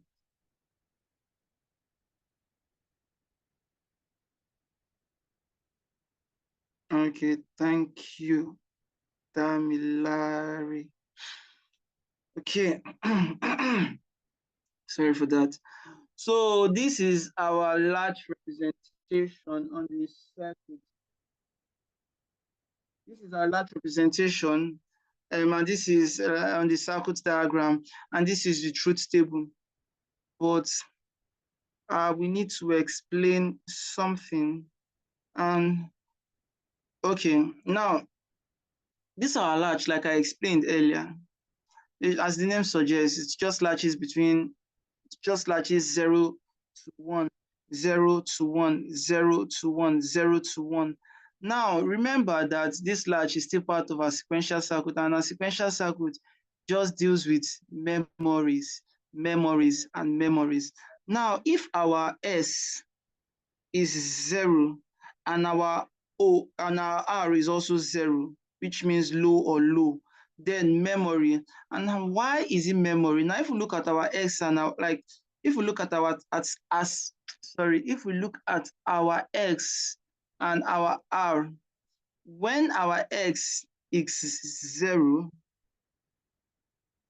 and our R is 0, then naturally we should, based on there is a not here, we should have a 1 here that will be transferred to this X here. And then when we have 1 and 0, 1 or 0, we're going to have 1 or 0 should get us 1. And then the output based on it is a not here, we're going to get 0 here. And that's why our Q is 0 and our Q complement is 1. Please, let me repeat myself again. Let me repeat myself so you're carried along.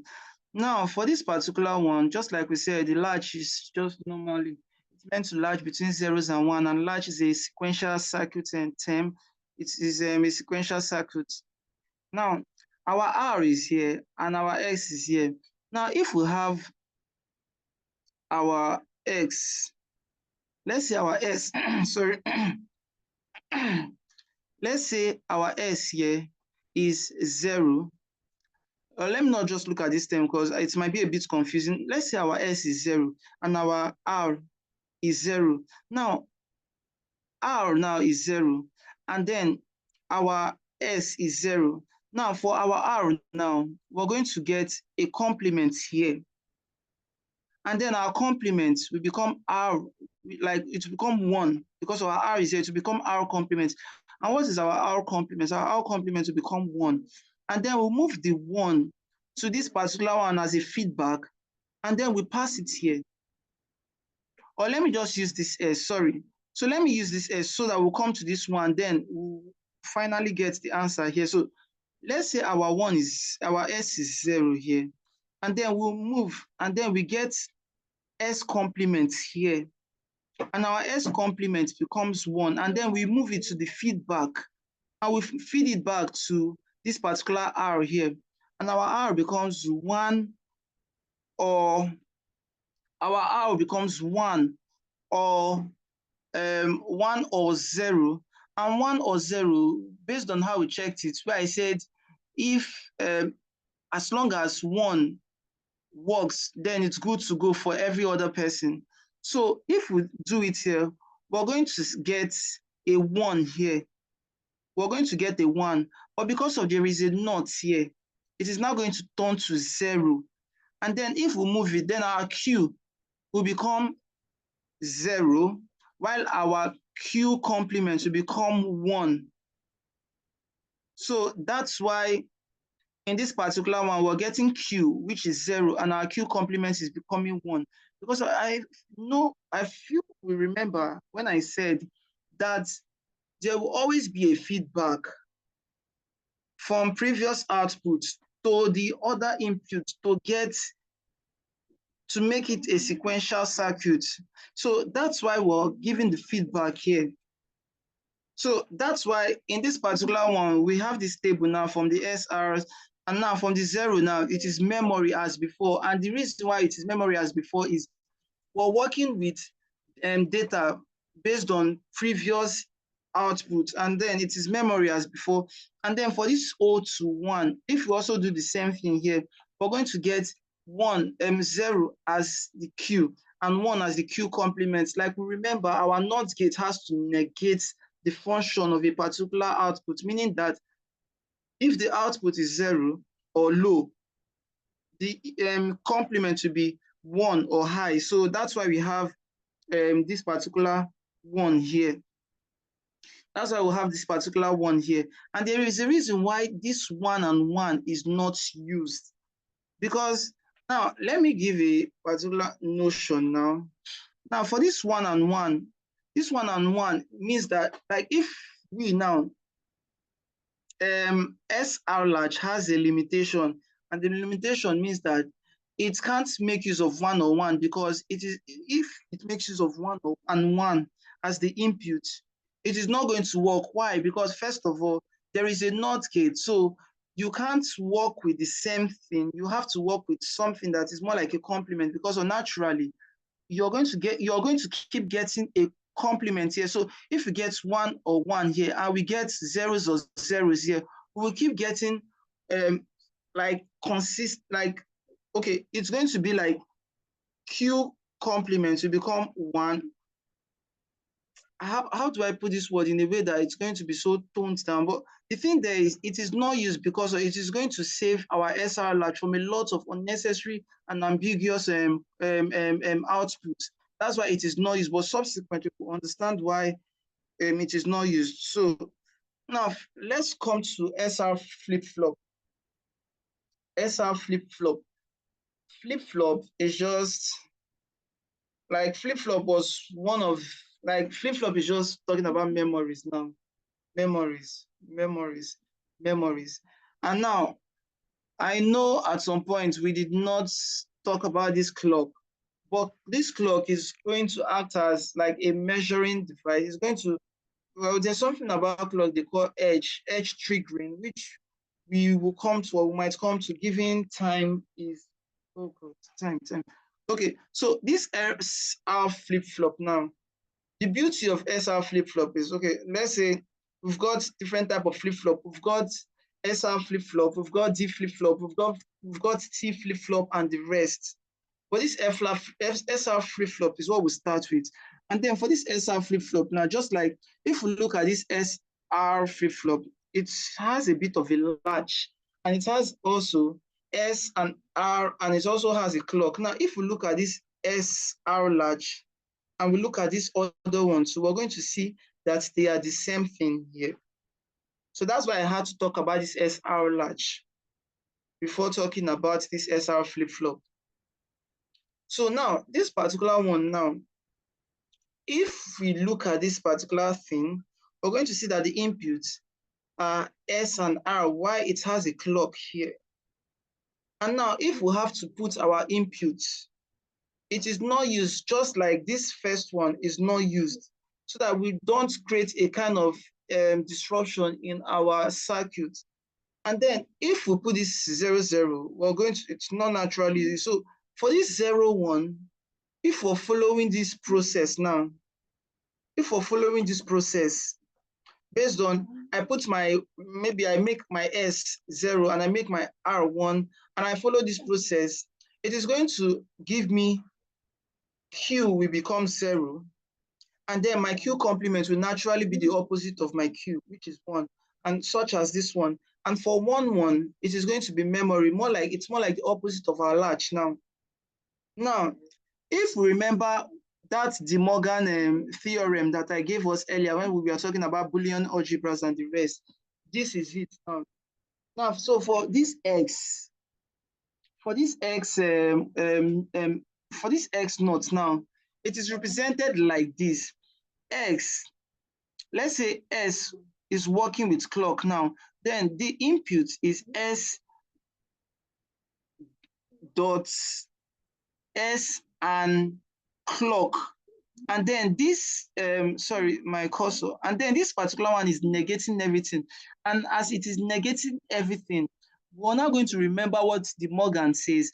And De Morgan is saying, in any situation where this thing occurs, we're going to say, okay, X complements, we're going to change this thing. We're going to change it from and to or.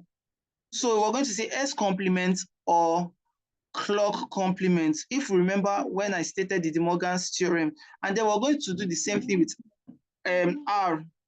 we're going to do it the same thing with R. So clock dot. So this is how it's going to be. And then, so that's why I said, in a way, there's nothing you learn in this thing that is not going to be so beneficial for you, because of the things you learn initially will always act as a building block for you. It is going to act as a building block for you. So now, this other one are just terms that we will use examples for you to understand. But for this clock, when the clock is low, then the SRs will be don't care. Then when the clock is high, then we'll now go to the normal one, which is 0001 1011. And then when it's 00, when it is 00, then we'll now say, okay. Sorry, I'm trying to move my cursor, please. So when it is 00, then we'll now look at 00. Okay, so when the clock is high, when it is 00, it will fall under the memory. When it is 1, like when the clock is high and it is 01, the Q will be 0, and the Q1 will be 1. And when it is 10, the Q will be 1, and the 0, just like the complement, it will be 1. So that's the thing about SR flip-flop. It's like a part of the sequential circuit flip-flop, and it's more like it's showing us different approaches on how we do our circuit with respect to integrated circuits. But with more explanations, we will understand what we are talking about. So now, after we're done with this, we will go to the truth table now. And then after the truth table, we'll come to the characteristics table. And then we'll come to the excitation table. And then from the excitation table, we'll still go to the K map. That's why I said initially, when you said you wanted to ask question on K map, I said subsequently we'll see more things on the K map and then we'll understand it. So now for the truth table now, when it is 0, okay, let's reference this one. When it is 0, it is don't care. It is don't care because it doesn't work when the clock is not on. It works when it is high, not when it is low. So when we have our 00, this Qn represents the present state. So for when it is now high, this present state is now stored in the memory, meaning that our next state is equal to present state, just in case we get all confused at some point. So for this Qn now, the present state will now become the memory when there is 00 between our SR large. And then when there is 01, our 01 will become 0, just like it's stated here. And our 10 will become 1, just like it is stated here. And then our 11 is actually going to become invalid. Oh, sorry. Our 11, just like it is not used, it will become invalid. So now the characteristics table now, that's the beauty of this particular thing is you cannot go to the characteristics table if you don't go through the truth table, and you can't go to the excitation table if you can't go through the characteristics table. So now for this Qn, which is the present state and the next state now. Now, this is how the characteristics table looks like. Now, if we have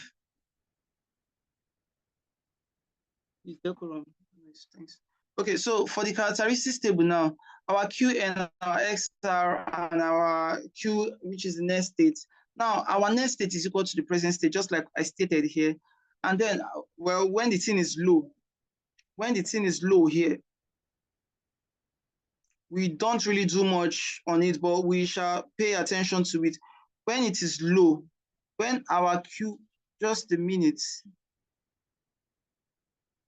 Okay, when our Qn is low, we'll pay attention to it, 0, 1, 0, 0, 1, 1, 0, and okay. And then when it is high, we're also going to also pay attention to it. Now, when it is 0, our next, it is still 0. And then when it is 0 too, we're also going to check. We are also going to check when this, we're going to check if it is 0, what is happening in the Q1 if at any point there is a 0 and a 1 here. So that's what I am checking now. So for, please, no noise, please. I will send people out. So, okay, so when we have our 0, 1 here, then our XR naturally will become 1, 0. When we have our 1, 1 here, between the previous and the next phase, like when it is high, when our current is high, or when our gate is high, or whatever, sorry for that. So, and our next phase is also 1, then we're going to get our, okay, yes, okay, thank you. So when our next present state is high and our next stage is high, it is normal that the S and R is 0. So this coloring or the painting I used here is just to pinpoint that, okay, at any point where maybe we have a, let's say a 0, 1 now, a 0, 1 here in the SR, and our next phase will be high, will be low. Where we have a 1, 0 here, our next phase will be high. Sorry, these things can get all confusing, but I'm sorry I got caught up. So now when we have our, just like I said, our characteristics table is dependent on the truth table. So when we have our truth table, which is all highs here, and we have our 0, 0, then based on what we got in our previous states, which were acting as a memory, we're getting our 1 here. So for 0, 1, which is still high, for our 0, 1 here, we're going to get 0 here, which we use based on our current, our state is actually high. And then when we're having 1, 0, it is still going to be high. These things are dependent on the highs and the lows. For the lows, we did not do much. That's why we actually put it under the don't care part. But for the highs, we did much on it. So that's why we're having this particular one. And for the 1, 1, it is going to be under don't care. That's why we have our invalid. Now, for this part, now we'll now come to the present state and the next state. In the characteristics table, it is when the next state is equal to the present state. So that's why we were able to get our values here. But for the excitation table now, we will now select, okay, this Qn and this Qn+1, which is present state and the next state now. Is there any particular time where we had a 0, 0? And then we had 0, 0 at some point in this particular one, 0, 0 and 0, 0. Now, we will not remember what we did in the K-map side. And what we did in the K-map side is, okay, we said, okay, we have 0, 1, 0, 0 here, and there was no change in this particular one. And we have 0, 1 here, and there is a change. So meaning that our 0, 1 will become an X, meaning that it is a, you don't care about it, you only care about your 0. So for this X now, we're going to get our 0 here. Now for the parts where we are having 0, 1, sorry, this coloring confused me at some point, but I've gotten the better of it now.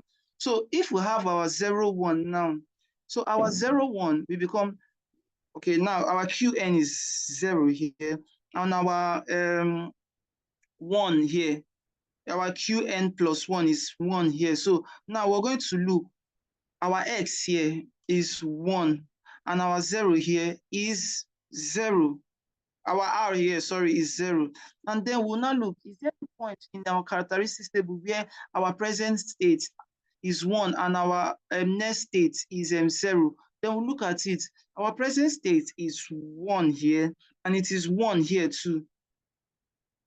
But no, that's not the one we're talking about now. The one we're talking about is our Qn being 1 and our Qn+1 becoming 0. So we'll look at it that, okay, is there any part? And then we'll look at it here in the characteristics table and we're seeing it that, okay, there is. And there, what's the value of the x and r?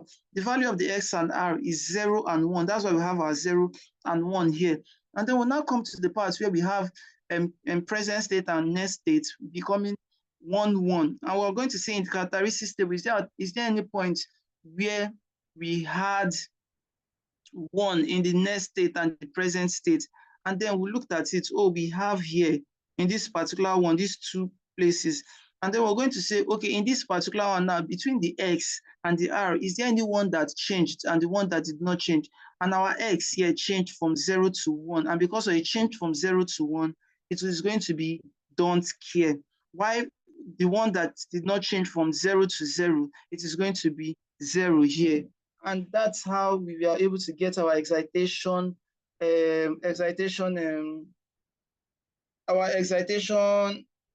in terms here. So now, wow, sorry, I have less than 1 hour. So, wow. Okay, so this is how we got our K map diagram. We just did not get our thing from using the truth table. We just used the K map. And how did we use the K map? Now our XR, we joined them together, and our QN. Okay, so just like I said, our 0001, 11, and 00. And then we're going to say, okay, so based on what we're seeing in the excitation table, because we're getting this from the excitation table. Yeah, so our 010, okay, now the reason I'm skipping this part is not really skipping per se, but I really want to talk about this don't care part. I said earlier that our don't care was talking more. The reason why our don't care part, which is represented by x, is needed or useful is you can decide to replace it with a 0 or 1. But the reason why we use our 1 to replace it is because of, well, we want to simplify it more. If we have more ones, we have more simplification or more minimization. So what I'm saying here is, if I replace this one, this don't care s now, and this don't care s with a 1, if I replace it with a 1, then the beauty of it is, okay, let me say this particular one now, if I replace it with a 1, then what I will just get here is, please walk along with me. I will check between this and this, since we're going to check up and down and left and right, so vertically and horizontally. So I'm going to check my X and R now. Between this and this, which particular one changed and which one did not change? Now I will say my 1 and 1 did not change between the S and the R. My 1 and 1 did not change, but in the R, the 1 changed from 1 to 0. So meaning that I'm going to cancel out this R, but this X, I won't cancel it because it did not change. And then because it did not change, I have my X. But in this QN section, it's changed from 0 to 1. So I'm going to also cancel it. So the remaining one, the last one standing, is the X.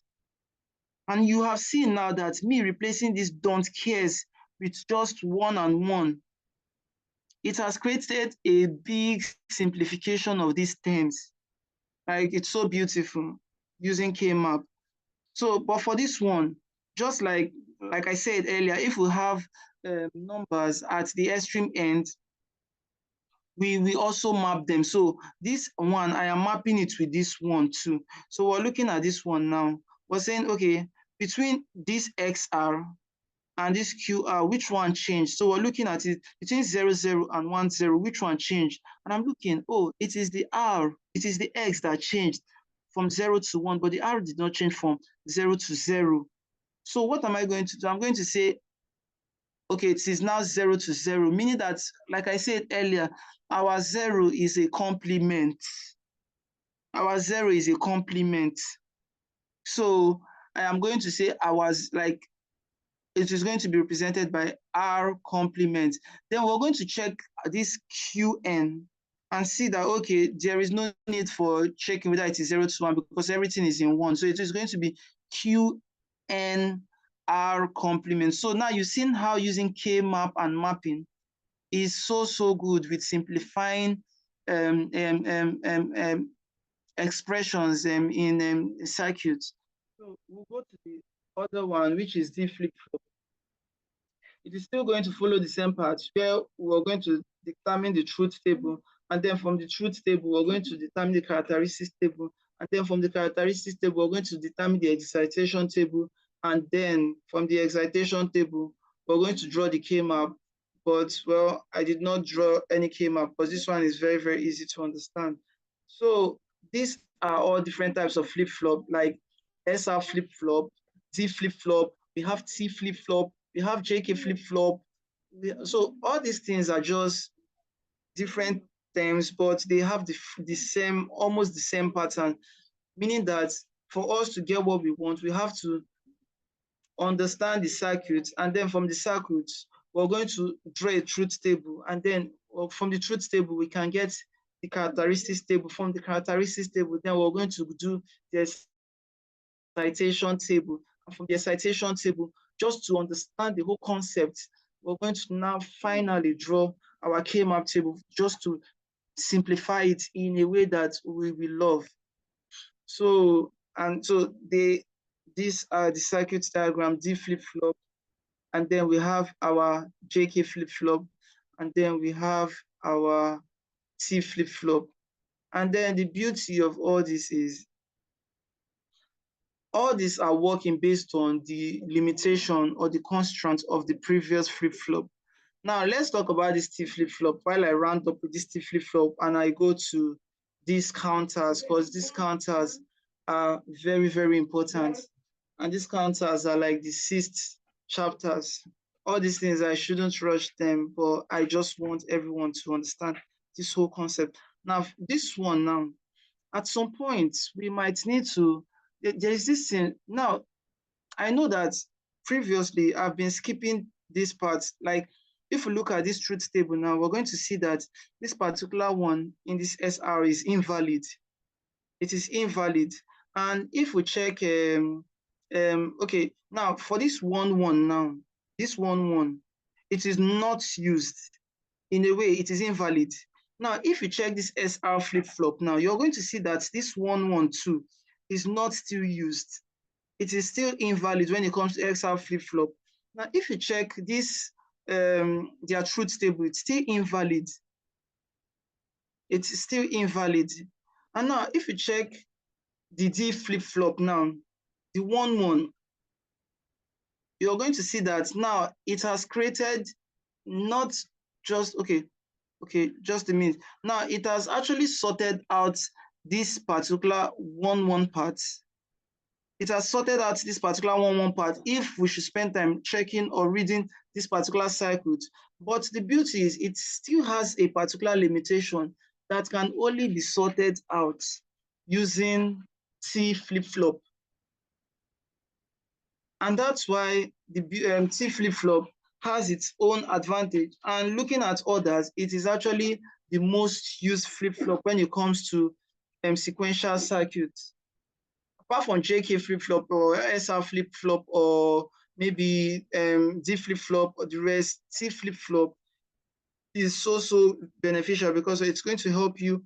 It's called toggle flip-flop. It's going to help you toggle between your flip-flop so that at least you don't get all caught up. You won't have any invalids in your flip-flop.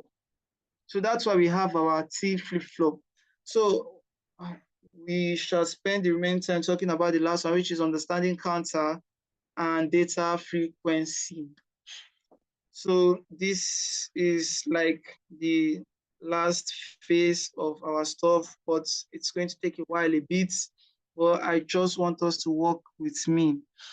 Now, our counter, we have the up counter, we have the down counter. And why am I not looking for a textbook definition of counter? Counter is just count. Just count. It's just a sequential circuit that just talks about you counting from a region of higher to a region of lower. So it's just about counting from our zeros to ones, zeros to ones, zeros to ones. So that's just the beauty of just using counter. So we have our up counter and we have our down counter. So what we're seeing on the screen now is an up counter, a down counter, a counter that was created using JK flip-flop. So now, well, this diagram must be You must have known this diagram based on what we've done so far. So now this particular thing now, we have TA is equals to 2T. Now this TA now, this TA here, if we look at this particular one, we're going to see that, okay, if we should check the time, it is taking TA compared to the time it is taking TC, it is like times 2. It is more like the double because of the time it is taking TA to go from the lowest side to its peak is smaller than the time it is taking QA to go from a lower region to a higher region, or from a lower side to its peak. So if we remember our physics in those days, we know that time is equal to 1 over frequency, or frequency is equal to 1 over time. It's interchangeable. So just so we just do all these things, we say 1 over F is equal to 2 over 1 over F is equals to 2 over FC, and then our FA is equal to FC divided by 2. But if we're looking at this, we're going to say this is the clock.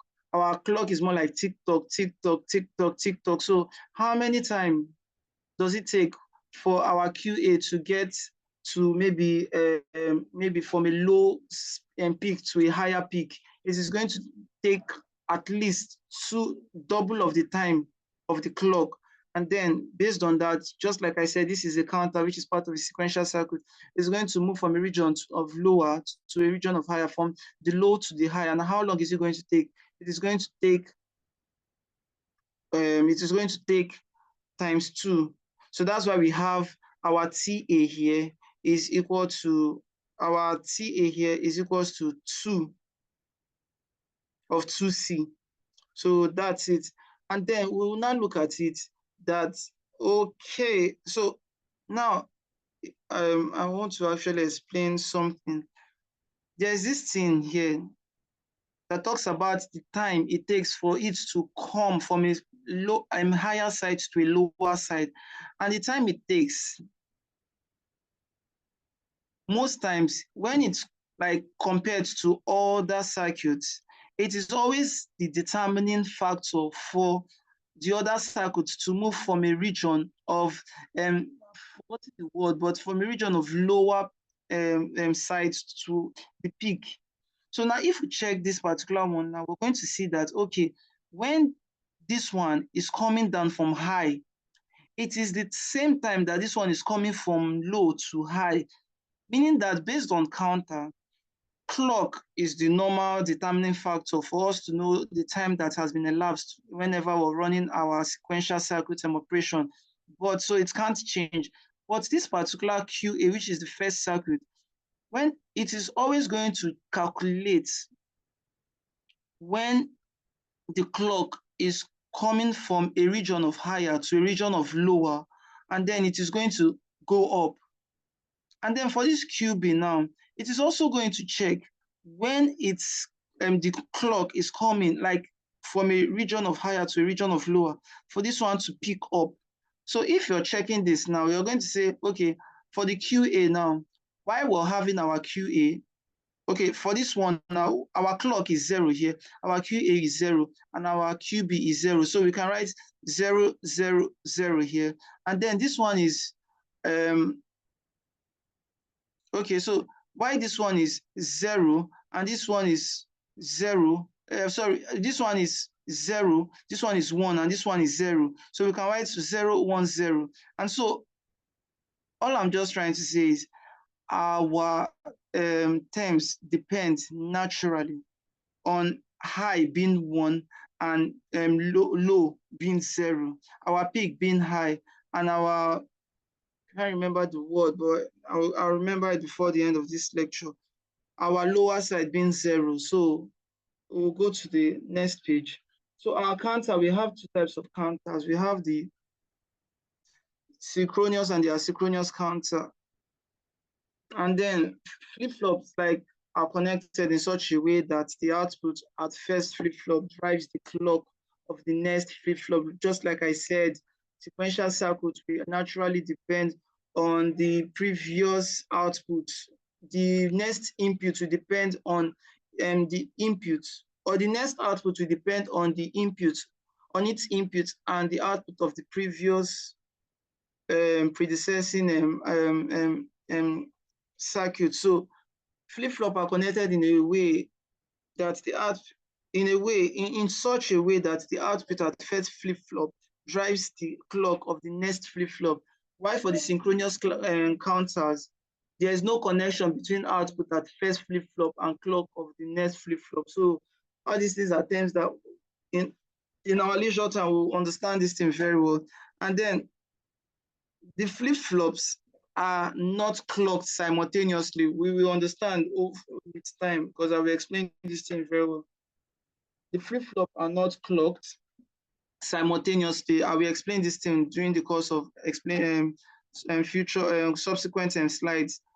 Okay, okay. So, and the flip-flop are clocked simultaneously. Now, that's why we have the difference in name, because asynchronous, they are not clocked simultaneously. Why the synchronous, they are clocked simultaneously, but I will explain in subsequent slides.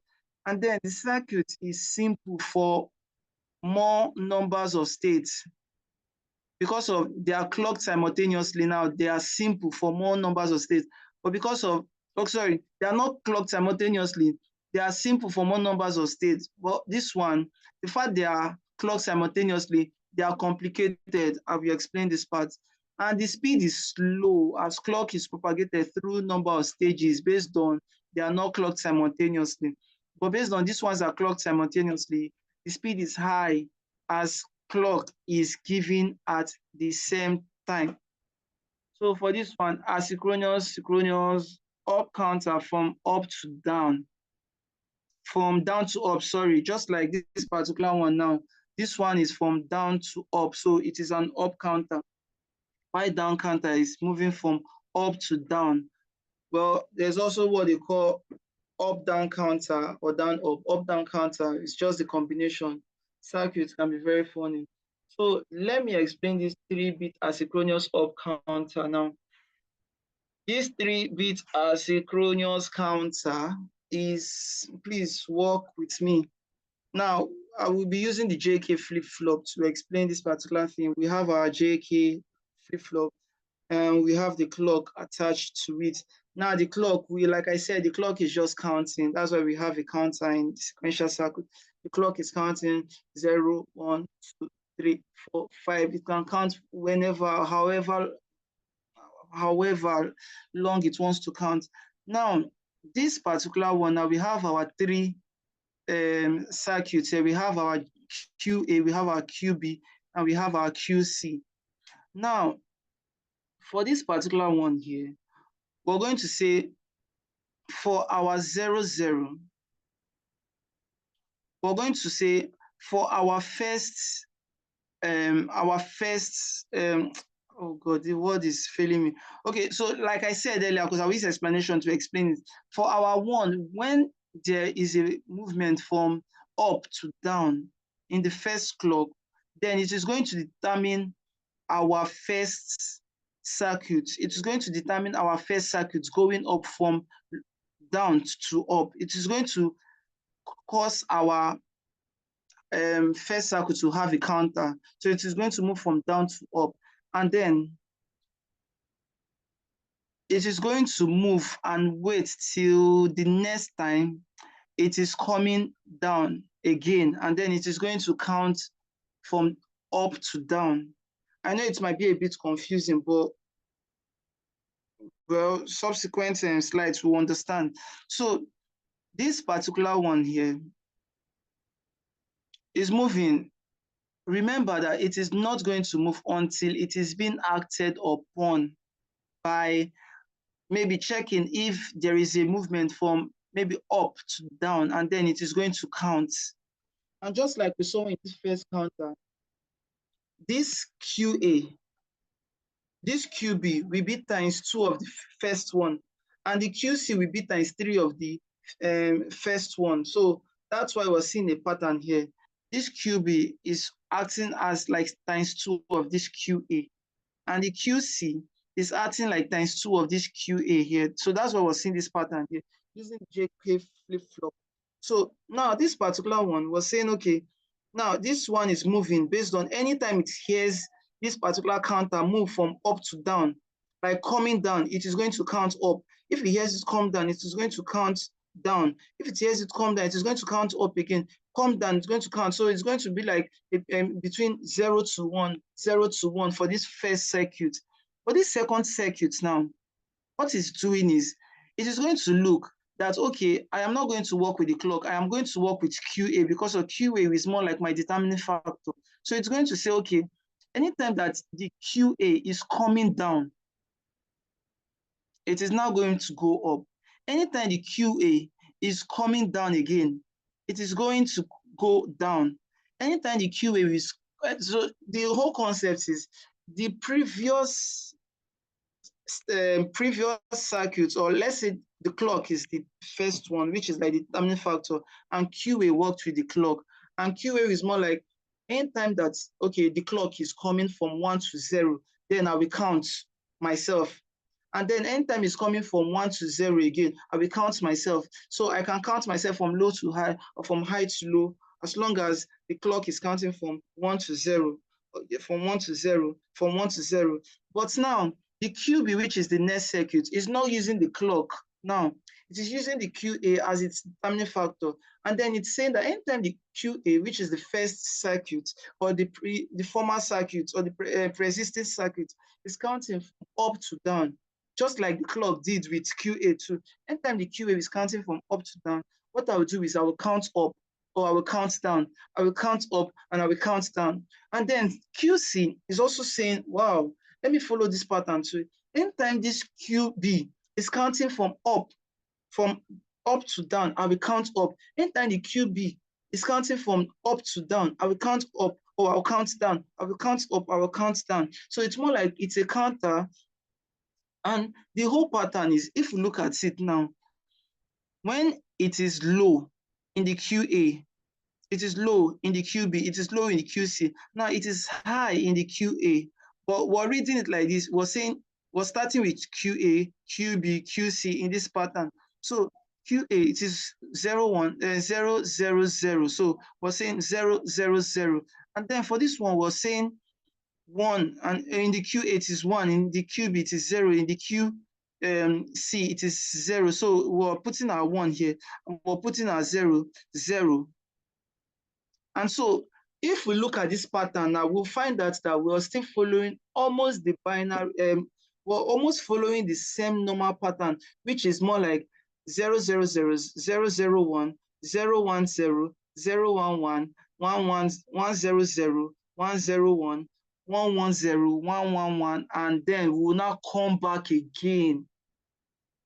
We'll now come back again. So when it gets to the 8th part, we will now come back again, then start from 1 to 7, then come back again, start from 1 to 7, come back again. So that's the beauty of having a 3-bit asynchronous up counter, because of, well, they depend on the pre-existing circuits to determine their count rates. So that's the beauty. So just the decimal equivalence of the normal 001 is the 0. And so all these things, we've done it in previous slides. 001 is 1, 01, so this is it. So we'll move to the next one. But okay, now let's look at this 7 now, so that we understand what I'm saying, so that everyone is like carried along. If we look at this, okay, sorry, let's look at this 6. This 6 now, we have 0, we have 1, and we have 1. If we look at this 6 now, we have 0, we have 1, and we have 1. So meaning that your asynchronous up counters, all these things here, it's in a way related to the binary representations. So that's just, it's like the brief overview. I really don't want to waste our time. So it's the same thing with the 4-bit asynchronous up counter. The only difference is we now have like 4 counters here, 4 circuits here. So that's it. But it's the same thing. It's almost the same thing. The only difference is with 3 bits, we have the maximum of seven counters, meaning that using the state formula now, we're using 2 raised to power n minus 1, which will give us 2 raised to power 3, which is 8, minus 1, which is 7, and then we're having 0 to 7. That's why if it comes to 8, we have to restart again. Now for this 4-bit, we're having still the 2 raised to power 4, which is 16, minus 1, which is 15. Then that's why we don't exceed this particular 15 here. That's why we don't exceed this particular 15. And then if we have to come back, it has to become 0. We're going to come back from 0. So for 4-bit asynchronous up counters, we go from 0 to 15 and then restart again. So that's why if you're looking here, if you're looking at this particular wave diagram, you're seeing from 0 to this particular one. The reason why you're seeing 16 is not because of 16 is in usage, but because of the last term here, which is 15, or having 1, 1, 1, 1. So that's why we have our 1, 1, 1, 1. We're starting from, we're having 1, 1, 1, 1. So if we say, let's check 9 now, we're going to say, okay, this is 9. And we're going to say, okay, for QA, it is 1 here. QB, it is 0. QC, it is 0. QD, it is 1. So if we look at our 1, we're going to say 1, 0, 0, 1. So it's almost the same thing as the 3-bit asynchronous up counters. The only difference is we have an extra counter here, and that's why it is different. So the more we have counter, the more we have states. And then for 3-bit asynchronous counter, we have 7 states that should not be exceeded. But for the 4, using this formula, 2 raised to power n minus 1, but for the 4-bit asynchronous counter, using the same formula, 2 raised to power n minus 1, we're going to have 15 states. So knowing that the n is the number of flip-flop, and like I said earlier, the JK flip-flop is the one we're using now. So we're going to go to the 3-bit and 4-bit asynchronous down counter. It's almost like the same thing, but the difference is we're starting from down to up. So if you look at this particular one, it is still almost the same thing. I still have less than 30 minutes here. So it's still almost the same thing. It's just that this particular one now is moving from, if this one is moving from down to up, this one is moving from up to down. So if we look at this particular one, we will see that, okay, now this one is still 3-bit JK counter, still 3-bit JK counter, but the concept here is for this particular one now, this one is in up counting, while this one is in down counting, meaning that this one is starting from the down and this one is starting from up. Well, we are doing the down counter, and that's why down counter is more like well, it's saying that, in fact, I want to go against everything that up counter has done. In fact, I don't want to work with up counter. I want to just give the complement of the up counter. What is the complement? So okay, let's say, okay, this particular one has 0, 0, 0, 0. So for the down counter, we're going to have 1, 1, 1, 0, 0, 1. We're going to have 1, 1, 0. So it's complementing it. It's acting like a reflective code. For the up counter, well, it's the complement. So everything we have in the up counter, for the down counter, it's almost like the opposite. So when we're done, this is like the representation of the down counter. This is like the representation of the down counter. So it's just, if we look at the up counter now, we're going to see that, okay, the up counter is giving us the normal up counter we know or we see in the previous one. But for the down counter, it's going to say, in fact, the determining factor is not when the thing is going from up to down. In fact, it is now when the thing is going from up and down to up. So that's the difference between having your up counter and your down counter. So I hope we understand this part. Like I say, let me reiterate, the down counter is dependent on the up counter. Its job is just to negate or just complement the up counter, which I've explained here. So normally the determining factor would be when there is a movement of the pre-existing one from up to down. But for the down counter, it's going to say, in fact, if you see here, you're seeing up to down, but now from here it's going from down to up. So that's why we have the down counter. And then Okay, so we 3 bits and 4 bits asynchronous down counter, 3 bits and 4 bits up down ripple counter. But I'll just read along. We have designed the up counter and down counter. We have designed the up counter and down counter separately, but in practice, both these models are combined. Just like I said earlier in this particular side, up down counter. So it's more like I am explaining the whole concept. A mode control input is used to select either up or down counter. So in this particular one, we're going to, the mode here will now decide, okay, based on, we don't want to stress ourselves trying to maybe start designing an up counter or maybe trying to design an up counter. How about we have them combined? Then we can know if we want to use a particular counter by working on the by working on the mode. So now the mode here is going to determine whether the counter will be up counter or the counter will be down counter. So now, when based on the design, the mode, when it is placed on 0, like when the mode is low, then it is going to be up counter. And then when the mode is 1, it is going to be down counter. So the beauty of this up down ripple counter is just so that at least we create this feeling, or we create this combined counter circuit where it can be determined by the mode here that, okay, well, let us work with this particular one and then make it an up counter, or let us work with this particular one and make it a down counter. So might not go in deep, but I just want to make sure we cover everything. So for the modulus of the counter and counting up to a particular value now, the idea behind this modulus of the counter is well, it's not everyone that we want to count from, maybe, let's say, it's not everyone that wants to count in, let's say, 2 raised to the power n minus 1, or yes, like let's say maybe from 7 or 15, or from, let's say, 8, 16, 32. No, sometimes some people just want to count to a particular counter and then stop.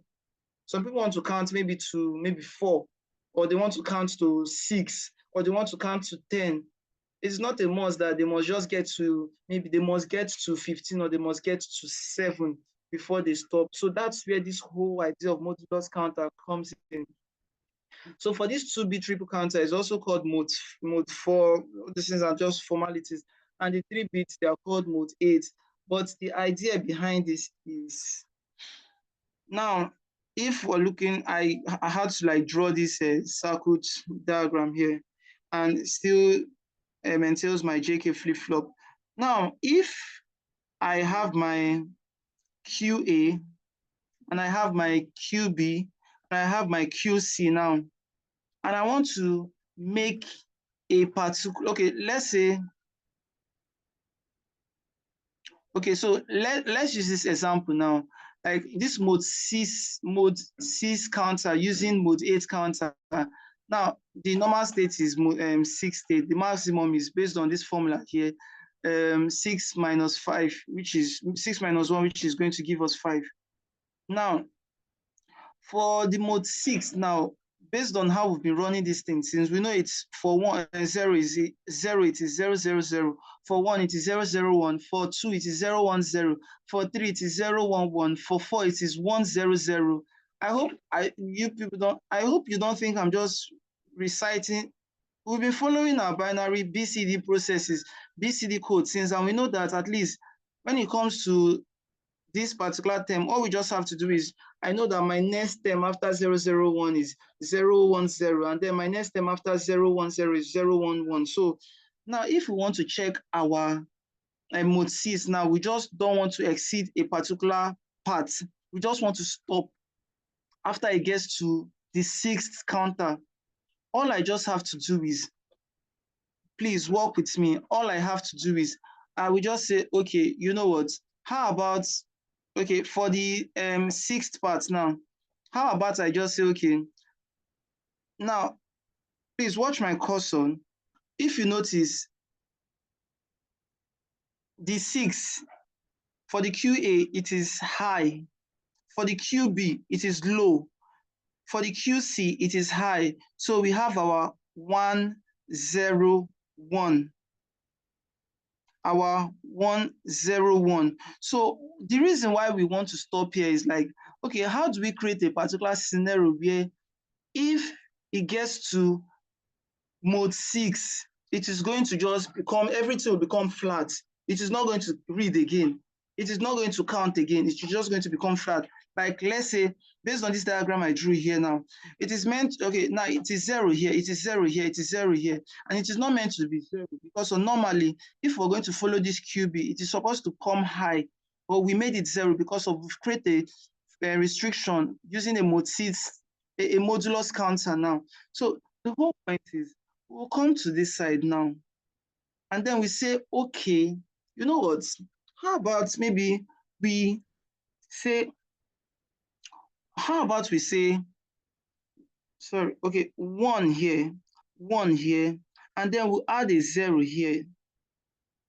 We add a 0 here. And then if we add a 0 here, everything will become 1.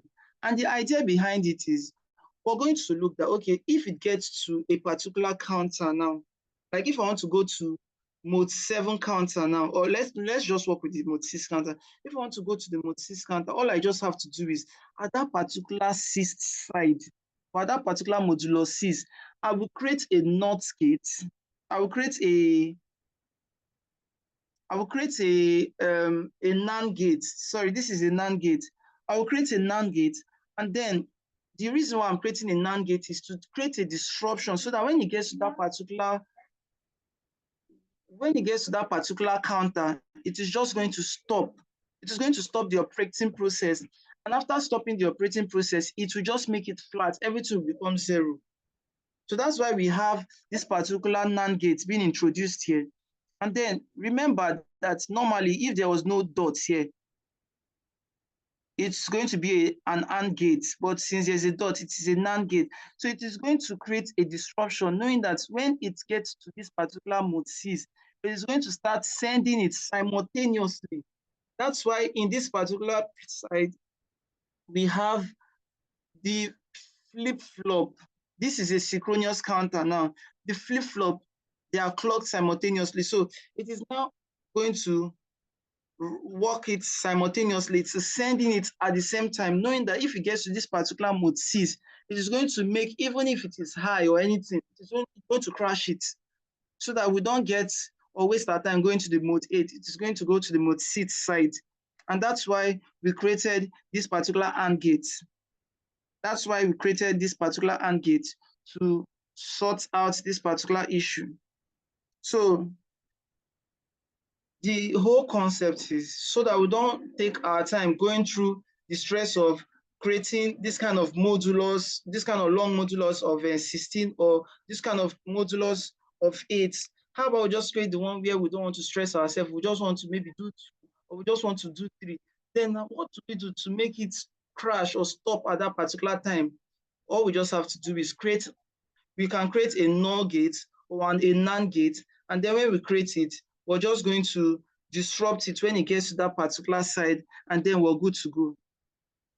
So that's the beauty of a modulus counter. It's going to restrict, stop it, and then everything will just crash, and it's going to be 0, 0, 0. Though, well, this one was naturally going to be 0, but it's crashed this one, and naturally it's crashed everything simultaneously, even though they were meant to go to 0, but it's crashed it simultaneously. So that's the beauty. So now we'll go to registers, which is what we use as our last one.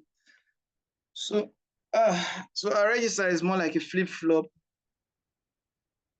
but this particular flip-flop is in a 1-bit memory cell, and it is used to increase the storage capacity. We have to use group of flip-flop. Okay, so a register is more like we're adding group of flip-flop together, and this group of flip-flop is known as register. So when we talk about having, like, maybe when I was talking about integrated circuit now, and I said, okay, well, the integrated circuit is going to save us the stress of having to work separately with diodes, transistors, and different kind of a circuitry. And then this particular one now, when we combine different flip-flop together, just like maybe when we're combining different maybe transistors and maybe circuit transistors and diodes together, or combining to form an integrated circuit. This particular register, we're just combining group of flip-flop, and then we're making it become a register. So the n-bit register consists of n numbers of flip-flop and is capable of storing n bits of words. Data can be entered in serial, 1 bit at a time, or in parallel, all bits at a time form. So for this one, we know that, well, for this particular one, we know that at least we can enter our data in serial form and in parallel form. And well, we'll go to that part very soon. But for the classification of register, depending on the input or output, we have serial input, serial output, serial input, parallel output, parallel input, serial output, parallel input, parallel output, and depending on the application, we have the shift register and the storage register. So that's it. Well, so we'll be talking about the shift register now, the serial input and the serial output based on the classification, depending on the input and the output. I'll be rushing that because I'm almost close to the time. So the shift register is a sequential circuit that is used to, like for data storage, data transfer, and certain arithmetic and logical operation. And then if you look at this particular one now, this is the input I'll be putting my 1111. But now the beauty about this particular thing is, now, just like I said, the shift register is a sequential circuit that is used for data. Okay, so now my serial inputs, please pay no attention to this. This is what I want to use as my serial input, my 1111. Then I'm using the D flip-flop, and I hope you remember the types of flip-flop we have: our RS flip-flop, our D flip-flop, our JK flip-flop, our T flip-flop. So we are using a D flip-flop here, and what we're doing here is we're saying that when we sorry. So we're having our 0 here, our 1 here, our 2 here, and our 3 here. And then when we add this input into our shift register for the serial in and the serial out, these are the outputs we get. Initially, like all these things, like for every down movement, naturally, these are the outputs we get. So the beauty is, for every down movement, just like what was seen here, because of mostly, it's always going to be dependent on every movement from up to down, from the peak to the the down, from high to low. Then we're going to get our value here. And then for the Q1 now, for the Q1, we're getting our 0. For the Q2, we're getting our 0. And for the Q3, we're getting our 1, our 0, 0, 1. Now, for this other one here, for the next one, which is this, we're getting, for the Q0, we're getting 0. For the Q1, we're getting 1. For the Q1, we're getting 0 too.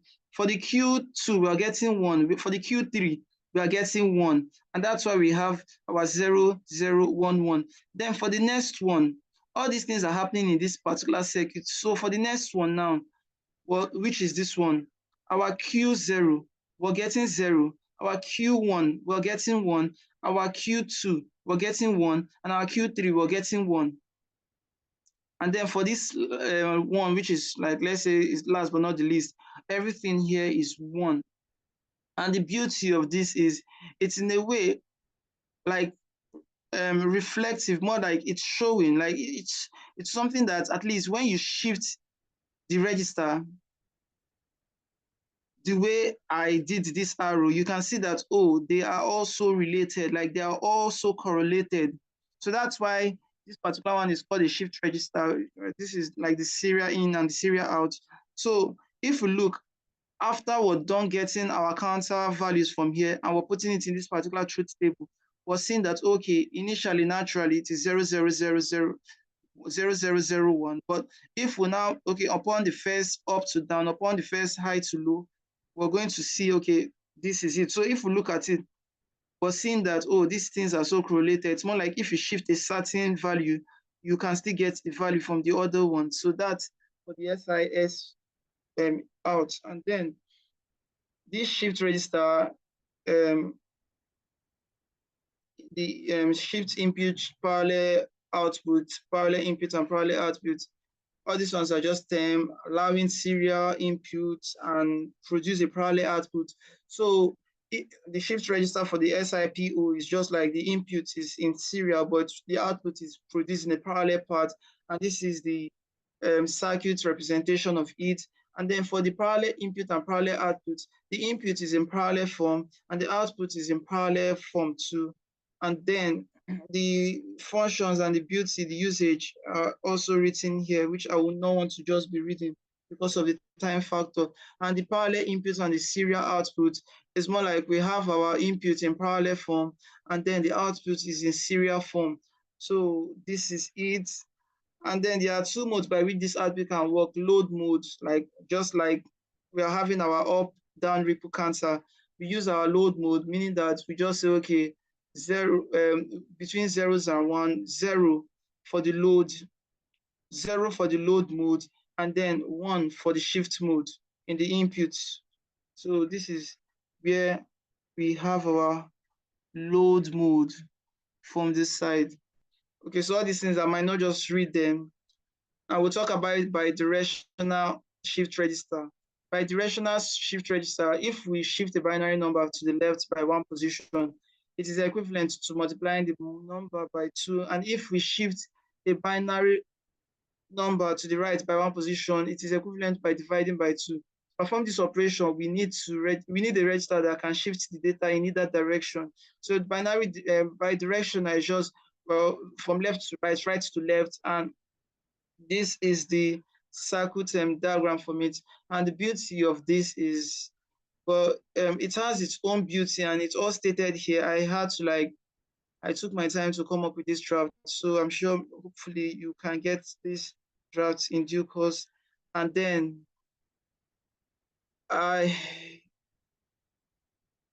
sorry, let me try to be, because I really,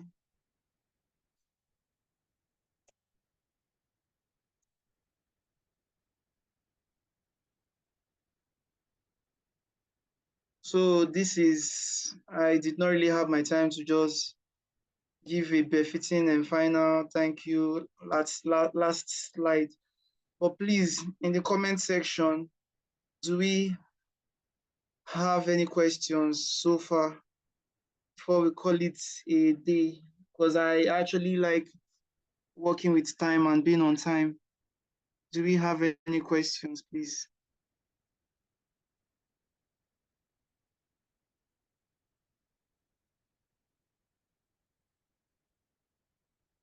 Hello, do we have any questions? You can say yes or no in the comment section, and then we can call it a day.